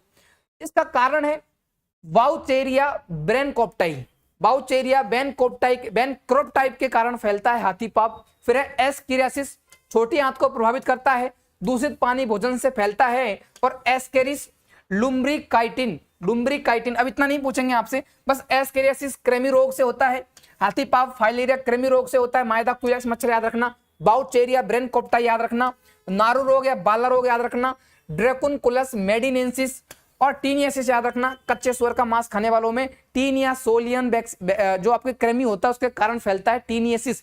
तो टीनियसिस, नारू रोग, फाइलेरिया और एस्केरियासिस, ये 4 रोग याद रखने हैं, कृमि से होते हैं। टीनियसिस में टीनिया सोलियम, नारू रोग में ड्रैकुनकुलस मेडिनेंसिस, फाइलेरिया हाथी पांव में वाउचेरिया बेनकोप्टाई और एस्केरियासिस में क्या है, एस्केरिस लुम्ब्रिकाइडिस। अब कैंसर, कैंसर के बारे में याद रखना, शरीर की कोशिकाओं का अनियंत्रित और असमान रूप से विभाजित होना कैंसर कहलाता है। कैंसर 2 प्रकार का होता है, मेलिग्नेंट ट्यूमर और बेनाइन ट्यूमर। बेनाइन ट्यूमर और मेलिग्नेंट ट्यूमर, ट्यूमर 2 प्रकार का होता है शरीर में, बेनाइन ट्यूमर और मेलिग्नेंट ट्यूमर। जो बेनाइन ट्यूमर है एक ही स्थान पर सीमित रहता है और शरीर के अन्य भागों में नहीं फैलता, बेसिकली ये कैंसर नहीं होता, बस कैंसर का टाइप का एक गांठ होती है। बेनाइन ट्यूमर जो होता है वो कैंसर नहीं होता, एक गांठ होती है। लेकिन मैलिग्नेंट ट्यूमर जो है ये कैंसर होता है, वास्तविक कैंसर होता है। इसमें जो विनाशकारी आपके ट्यूमर बनता है वो एक कोशिका से दूसरी कोशिकाओं में फैल जाता है, मैलिग्नेंट ट्यूमर ही कैंसर है, मैलिग्नेंट ट्यूमर ही कैंसर है, इस बात को याद रखना, ठीक है। बेनाइन ट्यूमर कैंसर नहीं है। अब अन्य महत्वपूर्ण फैक्ट है, याद रखना इन फैक्ट को भाई, क्या है आपके मेटास्टेसिस, मेटास्टेसिस मेटास्टेसिस क्या होती है? कैंसर कोशिकाओं का अपने मूल स्थान से टूटकर रक्त या लसिका द्वारा शरीर के अन्य भागों में फैलना। क्या बात है मेटास्टेसिस में? मैं अलग से लिख देता हूं इसको भाई। पहला है आपके मेटास्टेसिस। मेटास्टेसिस इसमें क्या है? कैंसर कोशिकाएं जो है, कैंसर कोशिकाएं जो है, कैंसर कोशिकाएं टूटकर रक्त या लसिका द्वारा शरीर में फैल जाती है, शरीर में फैल जाती है। इसको फैलने को ही बोलते हैं मेटास्टेसिस। कैंसर का रूप एक शब्दावली है मेटास्टेसिस। ये किसको बोलते हैं? कैंसर की कोशिकाओं का शरीर में फैलना मेटास्टेसिस होता है। उसके बाद में है ऑन्कोजीन। ऑन्कोजीन ये क्या होती है? ऑन्कोजीन, ऑन्कोजीन याद रखना है, वह निष्क्रिय जीन जो उत्परिवर्तन के बाद में सक्रिय होकर कैंसर का कारण बनती है। ये जीन है जो कैंसर का कारण बनती है, कैंसर का कारण बनती है, ये जीन है भाई। इसको क्या बोलते हो? ऑन्कोजीन। उसके बाद में है कार्सिनोजन। कैंसर पैदा करने वाले भौतिक, रासायनिक और जैविक कारक कार्सिनोजन कहते हैं, जैसे रेडिएशन, तंबाकू, एक्सरे। तो कार्सिनोजन क्या है? कार्सिनोजन कैंसर कारक होते हैं। क्या होते हैं ये होते हैं कैंसर कारक। कार्सिनोजन कैंसर कारक होते हैं, कैंसर का कारण होते हैं कार्सिनोजन। जैसे तंबाकू, रेडिएशन, एक्सरे के कारण जैविक या अजैविक घटक हो सकते हैं। जो कैंसर को फैलाने वाले कारक है ना, वो कार्सिनोजन कहलाते हैं। कैंसर को फैलाने वाले कारक कार्सिनोजन कहलाते हैं। याद रखना 3 चीजें पड़ी है। ऑन्कोजीन जीन है जो कैंसर का कारण बनती है, एक स्थान से दूसरे स्थान पर फैलाती है, उत्परिवर्तन के कारण कैंसर होता है। मेटास्टेसिस होती है, कैंसर कोशिकाएं टूटकर रक्त व लसिका में मिल जाती है और इससे शरीर में अन्य जगह भी कैंसर फैल जाता है। कार्सिनोजन वो पदार्थ होते हैं, भौतिक, रासायनिक या अकार्बनिक पदार्थ जो कैंसर का कारण बनते हैं, तंबाकू, एक्सरे या रेडिएशन। अब है कैंसर का वर्गीकरण। कैंसर कितने प्रकार का हो सकता है? स्किन कैंसर या उपकला कैंसर जो होता है उसको बोलते हैं कार्सिनोमा कैंसर। कार्सिनोमा कैंसर जो स्किन में होता है, कार्सिनोमा कैंसर, ठीक है। उसके बाद में है पेशी, अस्थि व संयोजी ऊतकों में जो कैंसर होता है उसको बोलते हैं सारकोमा कैंसर। Sarcoma cancer. रक्त कोशिकाएं या अस्थि मज्जा में जो कैंसर होता है उसको बोलते हैं ल्यूकेमिया। WBC की अत्यधिक बढ़ना, ल्यूकेमिया मतलब WBC का अत्यधिक बढ़ना, और कैंसर बन जाता है रक्त कोशिकाओं में, अस्थि मज्जा में। कैंसर के 3 प्रकार है, कार्सिनोमा, सारकोमा और ल्यूकेमिया। कार्सिनोमा, सारकोमा और ल्यूकेमिया। कार्सिनोमा त्वचा पर होता है, सारकोमा कैंसर पेशी, अस्थि, संयोजी ऊतकों में होता है, ल्यूकेमिया कैंसर रक्त कोशिका या अस्थि मज्जा में होता है, ठीक है। अब उपचार की बात करें, नियोप्लाज्म। ट्यूमर या कैंसर को वैज्ञानिक भाषा में नियोप्लाज्म कहते हैं। इसके उपचार के लिए कीमोथेरेपी की जाती है। कौन से रोग के उपचार के लिए कीमोथेरेपी की जाती है? कैंसर। कौन से रोग के उपचार के लिए कीमोथेरेपी की जाती है? वो है कैंसर। कौन से रोग के उपचार के लिए कीमोथेरेपी की जाती है? वो है कैंसर, याद रखना। अब रेडिएशन थेरेपी। कैंसर कोशिकाओं को नष्ट करने के लिए रेडिएशन थेरेपी का उपयोग करते हैं, जिसमें कोबाल्ट-60 को प्रयोग में लेते हैं। तो कोबाल्ट-60 याद रखना, कैंसर के इलाज के लिए कोबाल्ट-60 का प्रयोग किया जाता है। कीमोथेरेपी की जाती है, कैंसर के उपचार के लिए कीमोथेरेपी की जाती है। कैंसर को नियोप्लाज्म बोलते हैं, वैज्ञानिक भाषा में जो ट्यूमर होता है, कौन सा मेलिग्नेंट ट्यूमर, उसको बोलते हैं नियोप्लाज्म। कीमोथेरेपी की जाती है कोबाल्ट-60, कैंसर कोबाल्ट-60, कीमोथेरेपी नियोप्लाज्म। अब वृद्धावस्था में न्यूरॉन ह्रास के कारण जो रोग होते हैं ना वृद्धावस्था में, वो है अल्जाइमर रोग। अल्जाइमर रोग याद रखना, मस्तिष्क के न्यूरॉन का ह्रास होता है तो अल्जाइमर हो जाता है, याददाश्त की कमी हो जाती है, अल्जाइमर। हालांकि पूछने के चांस कम होते हैं। पार्किंसन रोग, ये याद रखना, पार्किंसन रोग याद रखना, ये वृद्धावस्था में होने वाला रोग है, पार्किंसन रोग, है ना। ये वायरस या फिर जीवाणु के कारण, प्रोटोजोआ के कारण नहीं फैलता, ठीक है। पार्किंसन रोग याद रखना। तो न्यूरॉन क्षरण के रोग है, इसमें रोगी केंद्रीय तंत्रिका तंत्र में खराबी आ जाती है, हाथ पैर में कंपन होने लगता है, शरीर का संतुलन बिगड़ जाता है। पार्किंसन रोग, पार्किंसन रोग आपको याद रखना है, शरीर का संतुलन बिगड़ जाता है। आपने देखा होगा कुछ वृद्ध लोग जो होते हैं चाय पीते तो यूं हाथ कप कांपते हैं, तो वो रोग है पार्किंसन रोग।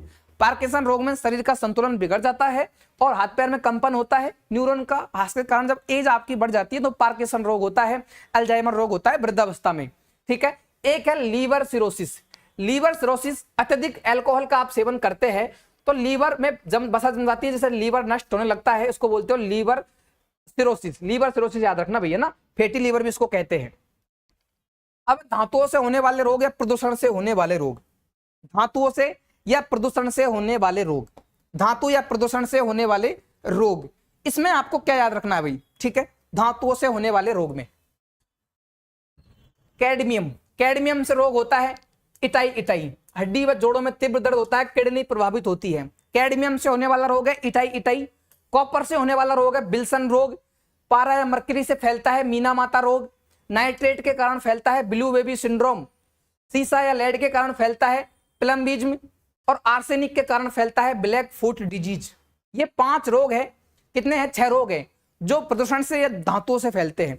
पॉल्यूशन होगा, ठीक है, तो पॉल्यूशन जो होता है उसमें आपके धातुओं के सूक्ष्म कण होते हैं, और यदि आपके कैडमियम की मात्रा अंदर गई तो आपको इटाई इटाई रोग हो जाएगा। यदि आपके कॉपर की मात्रा अंदर है तो विल्सन रोग हो जाएगा। मरकरी या पारा के कारण मीना माता रोग हो जाएगा। नाइट्रेट के कारण ब्लू बेबी सिंड्रोम हो जाएगा। आर्सेनिक के कारण ब्लैक फुट डिजीज हो जाएगा। लेड और सीसा के कारण प्लम्बिज्म आपको याद करना है। मरकरी के लिए मीना माता आपको याद रखना है। तो ये रोग है जो धातुओं से फैलते हैं। कैडमियम, रटने वाली बात है, cadmium itai itai, cadmium itai itai, cadmium itai itai. Meena माता मरकरी, मीना माता मरकरी, मरकरी से मीना माता, मीना माता mercury. Copper blue baby, copper से क्या है, बिल्सन, माफ करना, कॉपर से है बिल्सन रोग, कॉपर से है बिल्सन रोग। ब्लू बेबी सिंड्रोम किससे है, नाइट्रेट से, नाइट्रेट से है ब्लू बेबी सिंड्रोम। और ब्लू बेबी सिंड्रोम में क्या होता है, शिशुओं में रक्त में ऑक्सीजन परिवहन क्षमता घटती है, शरीर नीला पड़ने लगता है, ब्लू बेबी सिंड्रोम। नाइट्रेट के कारण जो शिशु होते हैं, शिशुओं में ऑक्सीजन के परिवहन की क्षमता घटती है और ब्लू बेबी सिंड्रोम हो जाता है, ठीक है। प्लम्बिज्म लेड या सीसा के कारण फैलता है। मानसिक मंदता, पेट दर्द और हीमोग्लोबिन निर्माण में बाधा आती है प्लम्बिज्म में, तो लेड व सीसा के कारण फैलता है। फिर है black foot disease, black foot disease होता है आर्सेनिक के कारण, आर्सेनिक के कारण होता है ब्लैक फुट डिजीज। पैरों की रक्त कोशिकाएं खराब हो जाती है, त्वचा काली पड़ जाती है, खराब हो जाती है त्वचा पैरों की, इसलिए उसको ब्लैक फुट डिजीज बोलते हैं, काले पैर, ब्लैक फुट डिजीज। आर्सेनिक के कारण पैरों की खाल खराब हो जाती है और जो पैरों की रक्त वाहिकाएं है वो खराब हो जाती है। लेड सीसा प्लम्बिज्म, नाइट्रेट ब्लू बेबी सिंड्रोम, पारा मरकरी, मरकरी से मीना माता याद रखना MM। अब है आनुवांशिक रोग, ये भी आपके प्रश्न में आते हैं, असंक्रामक रोग है। एक जन्मजात आनुवांशिक रोग होते हैं, वो अधिकतर जन्मजात होते हैं, ठीक है।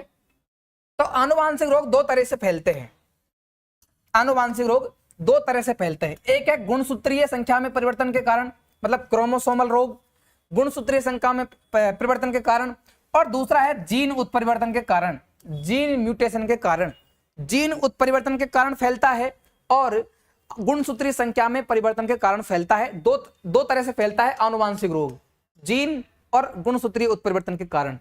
अब गुणसूत्रीय उत्परिवर्तन के कारण कौन कौन से रोग फैल सकते हैं, देखते हैं एक बार। पहला रोग है टर्नर सिंड्रोम। टर्नर सिंड्रोम, गुणसूत्र की संख्या 45 होती है, यह केवल महिलाओं में होता है, बांझपन के कारण, बांझपन के लक्षण महिलाओं में आ जाते हैं। गुणसूत्र संख्या 45 हो जाती है, मतलब 45 हो जाती है XO, ये गुणसूत्र होते हैं 45, ठीक है। 45 इसमें गुणसूत्र होते हैं, क्या है, टर्नर सिंड्रोम में, ठीक है। यह केवल महिलाओं में फैलता है बांझपन के कारण। फिर है आपका क्लाइफेंटर सिंड्रोम, इसमें गुणसूत्र 47 हो जाते हैं, केवल पुरुषों में फैलता है। अल्प विकसित जननांग इसमें हो जाते हैं, केवल पुरुषों में फैलता है, XXY, अल्प विकसित जननांग। इसका मतलब ये क्लाइफेंटर सिंड्रोम जो होता है केवल पुरुषों में होता है, इसमें 1X की अधिकता हो जाती है, ठीक है। फिर है डाउन सिंड्रोम, 21वीं जोड़ी गुणसूत्र की त्रिसूत्रता, मतलब ट्राइसोमी हो जाती है 21वें गुणसूत्र की, 21वें गुणसूत्र की ट्राइसोमी से फैलता है डाउन सिंड्रोम। डाउन सिंड्रोम याद रखना। इसको मंगोलियता इसमें आ जाती है, मानसिक मंदता इसमें होती है मंगोलियता, मतलब मंगोलिया जैसी आंखें आपकी हो जाती है, इस तरह के आपके हेयर हो जाते हैं, पलके आपके मंगोलिया जैसे लोगों की तरह हो जाती है, नाक ऐसी हो जाती है, कद छोटा हो जाता है, डाउन सिंड्रोम। 21वीं जोड़ी जो गुणसूत्र होता है उसमें ट्राइसोमी आ जाती है, ठीक है। फिर एडवर्ड सिंड्रोम, 18वीं जोड़ी गुणसूत्र की त्रिसूत्रता के कारण, ट्राइसोमी होती है 18वें गुणसूत्र की, 18वें गुणसूत्र की ट्राइसोमी से एडवर्ड सिंड्रोम होता है। एक रोग है काइट टू कैट, ये रोग जो है आपके 5वें गुणसूत्र की छोटी भुजा के विलोपन के कारण होता है।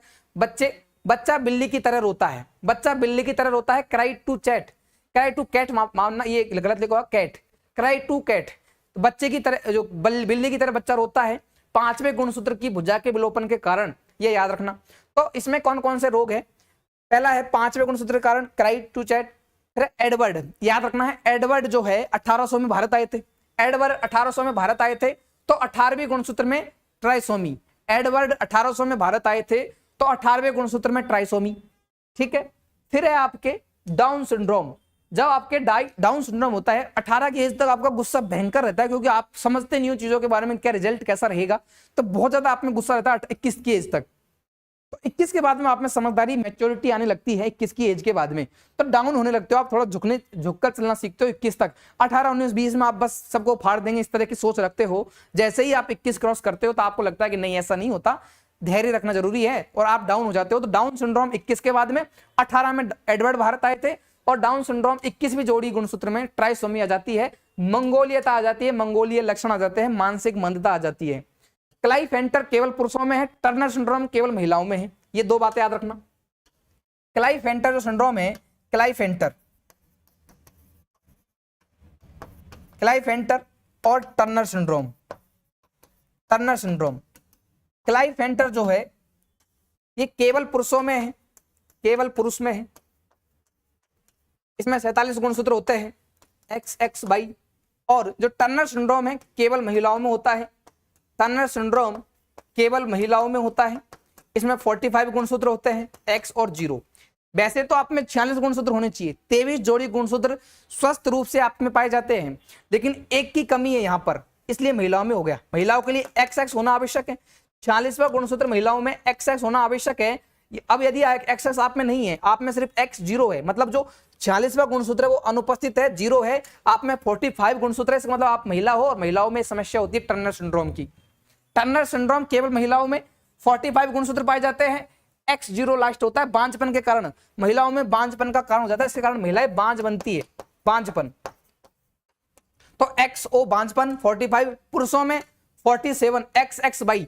अब वैसे पुरुषों में तो XY होना चाहिए, XY होगा पुरुषों में, मेल में, लेकिन XXY हो गया, X महिलाओं का कारण है, तो महिलाओं के गुण आ जाते हैं पुरुषों में। क्लाइफेंटर सिंड्रोम, पुरुषों में महिलाओं की तरह छाती का विकास हो जाता है, आवाज पतली हो जाती है, उसको बोलते हैं क्लाइफेंटर सिंड्रोम। याद रखना, क्लाइफेंटर सिंड्रोम में महिलाओं की तरह आवाज पतली होती है, छाती का उभार दिखाई देता है, पुरुषों में महिलाओं की तरह अल्प विकसित जननांग हो जाते हैं। क्लाइफेंटर सिंड्रोम इसको बोलते हैं। 47 गुणसूत्र आप में पाए जाते हैं क्लाइफेंटर में, लेकिन टर्नर सिंड्रोम जो है केवल महिलाओं में जो पाया जाता है उसमें मात्र 45 गुणसूत्र होता है, एक की कमी हो जाती है। XO मतलब 0 बांझपन का कारण बनता है महिलाओं में। एडवर्ड 1800 में आए थे, तो एडवर्ड जो सिंड्रोम है आपके 18वीं गुणसूत्र में ट्राइसोमी। 21 में आप डाउन होने लगते हो, मंगोलियज्म आ जाता है आपके डाउन सिंड्रोम में, डाउन सिंड्रोम में मंगोलियज्म आ जाता है। अब जीन उत्परिवर्तन के कारण कौन से रोग होते हैं? जीन उत्परिवर्तन के कारण, जीन उत्परिवर्तन के कारण एक है आपके थैलेसीमिया। थैलेसीमिया याद रखना, पूरे शरीर में हीमोग्लोबिन की श्रृंखला नहीं बनती और आरबीसी की संख्या या आरबीसी की उम्र बहुत कम हो जाती है, जिसमें बार बार रक्त चढ़ाना पड़ता है। आप में रक्त नहीं रुकता, रक्त बार बार चढ़ाना पड़ता है, आरबीसी की कमी आ जाती है, आप में आरबीसी बहुत जल्दी नष्ट हो जाती है, उम्र कम हो जाती है, हीमोग्लोबिन की श्रृंखला नहीं बनती और वो रोग हो जाता है थैलेसीमिया। अब sickle cell anaemia. Sickle cell anaemia रोग जो है यह बिंदु उत्परिवर्तन का उदाहरण है, बिंदु उत्परिवर्तन का उदाहरण है। इसमें हीमोग्लोबिन की बीटा श्रृंखला में छठी पोजीशन पर ग्लूटामिक अम्ल के स्थान पर बेलिन आ जाता है। Sickle cell anaemia. आपकी जो आरबीसी होती है, आरबीसी इसका आकार हाशिए की तरह हो जाता है। दांत, गांवों में दांत देखिए हाशिया, घास काटने के जो हाशिया प्रयोग में करते हैं, ऐसी आपकी सिकल सेल हो जाती है, आपकी आरबीसी हो जाती है। आपकी जो आरबीसी है उसका आकार हाशिए जैसा हो जाता है और छठी पोजीशन पर जो हीमोग्लोबिन की जो बीटा श्रृंखला है, बीटा सीरीज है, उसमें छठे स्थान पर एक अम्ल आता है ग्लूटामिक अम्ल। तो ग्लूटामिक अम्ल नहीं बनता, उसकी जगह बेलिन आ जाता है, बेलिन अम्ल, और इसके कारण आपको सिकल सेल एनीमिया हो जाता है। आपके ये रोग हो जाता है सिकल सेल एनीमिया बिंदु उत्परिवर्तन के कारण। उसके बाद में हीमोफीलिया, रॉयल डिजीज उसको बोलते हैं, शाही बीमारी। हीमोफीलिया शाही बीमारी या रॉयल डिजीज, हीमोफीलिया याद रखना। इसमें याद रखना रक्त का थक्का नहीं बनता। ये जो रोग है हीमोफीलिया, इसमें रक्त का थक्का नहीं बनता। शाही बीमारी इसको बोलते हैं हीमोफीलिया को, इसमें रक्त का थक्का नहीं बनता। उसके बाद में है कलर ब्लाइंडनेस। आपके लाल व हरे रंग में आप अंतर नहीं कर पाते, लाल व हरा आपको एक जैसे दिखाई देता है, तो कलर ब्लाइंडनेस है आपको। उसके बाद में है एल्बिनिज्म, इसको बोलते हैं सूरजमुखी रंगहीनता। सूरजमुखी रंगहीनता मतलब शरीर में त्वचा के रंग के लिए जिम्मेदार मेलेनिन पिगमेंट का निर्माण नहीं होता। आपकी त्वचा रंग होता है आपका इस तरह का गोरा रंग या फिर काला रंग, जिसकी काली त्वचा है, ठीक है, लेकिन वो वर्णक ही नहीं बनेगा शरीर में, वो कोशिका का वर्णक नहीं बनेगा जो आपके रंग के लिए जिम्मेदार है। और आपकी त्वचा बिल्कुल सफेद हो जाती है, बिल्कुल अंग्रेजों जैसी दिखाई देती है आपकी त्वचा। देखे होगा आपने कुछ लोगों के बिल्कुल गोरे, बिल्कुल जैसे चमड़ी उतर गई उनके ऊपर से, इस तरह के वो दिखाई देते हैं। उस रोग को बोलते हैं एल्बिनिज्म। और एल्बिनिज्म माफ करना, एल्बिनिज्म सूरजमुखी रोग इसको, या फिर रंगहीनता इसको बोलते हैं एल्बिनिज्म। रंगहीनता, आप में त्वचा के लिए जो उपयोगी वर्णक है वो नहीं बनता, मेलेनिन वर्णक नहीं बनता। मेलेनिन याद रखना, यदि मेलेनिन वर्णक आप में नहीं बनेगा, मेलेनिन वर्णक आप में नहीं बनेगा तो आपके शरीर में जो त्वचा के लिए जो कारक जिम्मेदार होते हैं ना आपके, मेलेनिन, वो पिगमेंट का निर्माण नहीं होगा। मेलेनिन पिगमेंट के कारण ही आपकी त्वचा का रंग ऐसा दिखाई देता है, ठीक है। कलर ब्लाइंडनेस, लाल व हरे रंग अंतर नहीं आता। जीन उत्परिवर्तन के कारण होने वाला आनुवंशिक रोग है। हीमोफीलिया, रक्त का थक्का नहीं बनता, शाही रोग बोलते हैं। सिकल सेल एनीमिया, मतलब बिंदु उत्परिवर्तन के कारण होता है, आरबीसी का आकार हाशिए जैसा हो जाता है। और थैलेसीमिया, मतलब हीमोग्लोबिन की श्रृंखला नहीं बनती और आरबीसी की उम्र कम हो जाती है, बार बार आपको रक्त चढ़ाना पड़ता है, ठीक है। तो ये आपके समस्त रोग आपके कंप्लीट हो गए, सारे अपन ने रोग पढ़ लिए। इससे बेहतर रोग आपको नहीं मिलेंगे, रोग की इससे बेहतर क्लास नहीं हो सकती। मुझे भी यकीन नहीं हो रहा इतने अच्छे नोट्स कैसे बन गए और इतनी अच्छी क्लास कैसे होगी। बार बार देखना इसको, हर परीक्षाओं के लिए देखना, बलपाल के लिए है लेकिन आपके हर जगह ये काम आएगी, चाहे आरपीएससी की हो चाहे अधीनस्थ बोर्ड की हो। रोग के क्वेश्चन इससे बाहर नहीं जाएंगे, ठीक है। तो मिलते हैं अगली क्लास में, इसकी पीडीएफ में आपको टेलीग्राम पर डाल दूंगा। अपने साथियों तक सेशन को जरूर शेयर करना, यदि अच्छा लगा तो अपने प्लेटफॉर्म को, नवीका एकेडमी को अपने दोस्तों तक शेयर करना, जो भी आपके साथ तैयारी कर रहे हैं कि बिल्कुल फ्री में आपको यूट्यूब पर क्लासेस करवाई जाती है। तो फ्री कंटेंट के लिए तो आप ज्वाइन कर ही सकते हो, पेड कोर्स तो है नहीं आपके लिए, ठीक है। तो मिलते हैं अगले क्लास में, धन्यवाद सभी को।